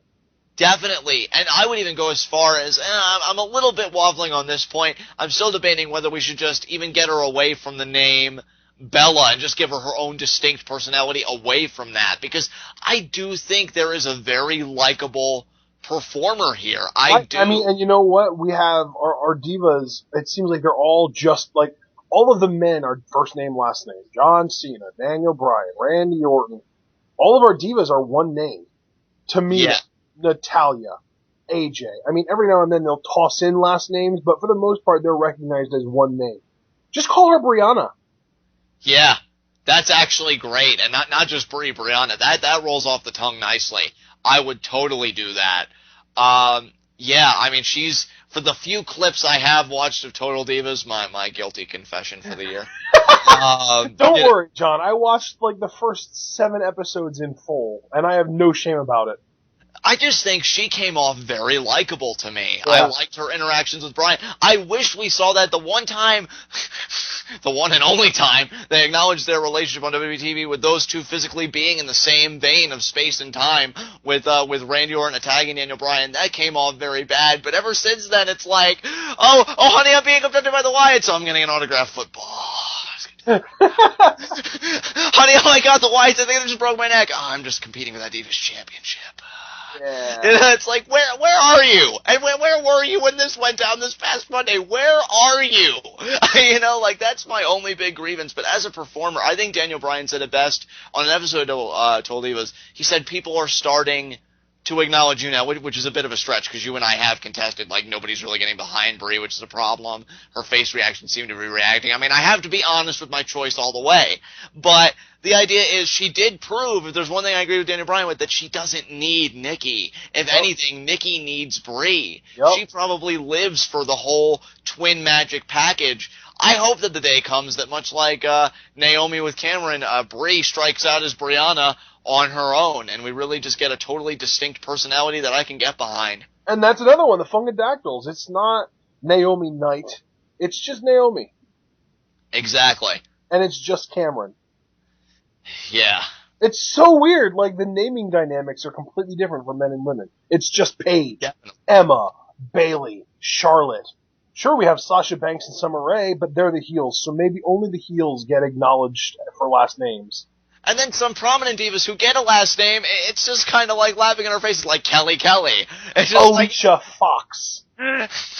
It's like, yeah, it's so good. The first name comes twice, and then with Fox, it's like part woman, part animal. I don't. So weird. Okay, so that is our most improved. Let's move on. Second last, the semifinals. The second last award of the year. The Superstar of the Year. And as usual, I shouldn't say as usual, as expected, this is unanimous. It should be unanimous across the board. Nobody even came close unless we were going to give it to the Shield as a unit, but we already gave them Faction of the Year. The Superstar of the Year. Daniel Bryan. Abso-freaking-lutely. What more is there to say? He's already taken home like 4 of our awards and like 12 of the WWE Slammies. What more do we need to say about this kid? He's amazing. He's the best babyface the WWE's had in probably a dozen years or so. He is, I mean, at the end of the day, what more are you going to say? He is the king at this point. You summed it up perfectly. If you want to move on, I'm content with that. Our final award, the final TWitWoW award of the year. Most anticipated, and because we both know that TWitWoW is known for going out on a high note and looking to the future. So our most anticipated 2014 debut. My winner of the most anticipated 2014 debut is Sami Zayn. This guy is just excitement personified. When he comes on to the main roster, you know what? I want to see him, even if it's short term, in a tag team with Sin Cara.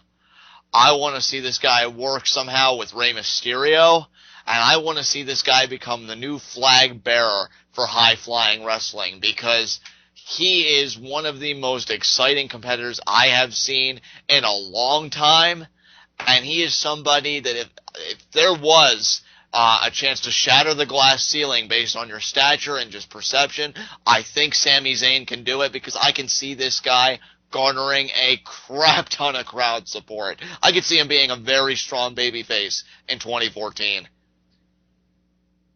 Absolutely. I could not agree with you more. But I have a different most anticipated 2014 debut, because while I do love Sami Zayn, I don't know for sure if he's going to actually debut in 2014. I'd like to believe that he will, but we've heard rumors that Vince doesn't like how much he goes to the top rope, how much he panders to the fans. There are certain things that Vince probably feels like he needs to work on before he gets called up. Right, yeah, absolutely. And because of that, my most anticipated 2014 debut came down to 2 men. Both heels. One of them, the current NXT champion Bo Dallas, but I decided no. If I would call him my most anticipated 2014 debut, I would get crapped on. So, and I'm probably still going to get crapped on, because apparently a lot of people hate this guy too. My most anticipated 2014 debut is Corey Graves. Let me just say right now, out of the gate, if you are going to get crapped on for this, I'm going to share in the storm with you, because I don't get why this man gets hated on when he is just amazing. The pure psychology. And to me, that's what people miss out on. If you're watching NXT for the high flying, for the Sami Zayn, for the Adrian Neville, and you just want to be, turn your brain off and be entertained, you're not going to appreciate Corey Graves for what he is, because he is an old school ring general psychologist. Abso-freaking-lutely. To steal a line from you earlier when you agreed with my choice of Sami Zayn, Corey Graves, to me, is that guy who's under so many people's radars, but I know he can be a giant blip on all of the same ones, because to me, he just has it all. Has a great look. I love the tattooed knuckles of Stay Down. I love his methodology in the ring. The only thing that I'm personally unsure of, and it's not because of what I've experienced, quite the contrary, I don't think I've experienced it enough to make a fair determination, is his mic skills. But that's And to me, that is one of the more underrated aspects of Corey Graves, because, we were watching NXT when they hyped up his debut on NXT. He had these awesome video packages where he talked about how each one of my tattoos tells a story. I could tell you my life story, but I'd rather just show you. And he, he's not an amazing CM Punk level talker, but in the ring, let's just put it this way, he lets his ring work do his talking for him. You bet he does. I mean, he has had great matches with the likes of Adrian Neville, both as a tag team and as singles competitors. I'm still waiting for him to break that glass ceiling, and we'll probably get it when we get a face NXT champion, because to me, a Corey Graves, Sami Zayn feud gets all of my yes. Yeah. That will be epic. He's just that sound mind. Knows how to work a crowd, psychologically in the ring. He's tactful. He's brilliant. He makes sense. And his feud with Adrian Neville, who's a renowned high flyer, what does he focus on? Tearing the legs apart. He's not going after every body part in the hope that something will land. No, he knows what he wants and he goes after it. Yep. I love watching him go to work, and I don't understand why, and that's always left me scratching my head. So you want to talk about a real WTF moment of the year, or just a WTF moment in general. It's people's perception of Corey Graves, because you and I have talked about it at length. I don't see the problem. I don't. This guy is amazing. I can't wait for him to debut. Absolutely. And you know what? That's our final award. So, John, if you have any closing thoughts, let's get them out here while we can, and then we will close things out. What a year it's been, guys. 2013. I mean, you just pretty much saw it reflected in these awards and the subsequent recipients. It's been a great year for WWE, a great year for these performers, and a great year for TWitWoW to be able to experience it and contribute to it in the form of discussions. I have been so proud to experience this year from beginning to end, and I just hope that 2014 carries just as much promise as 2013 did, but delivers twice as much. And we hope you join us for that ride. Until next time, this has been John, aka Vocal Aggression. This has been Ashton, aka Ian Izzle. This has been our TWitWoW Awards, and we will see you again very soon with our road to WrestleMania commentary. Keep loving that wrestling, guys. Peace out.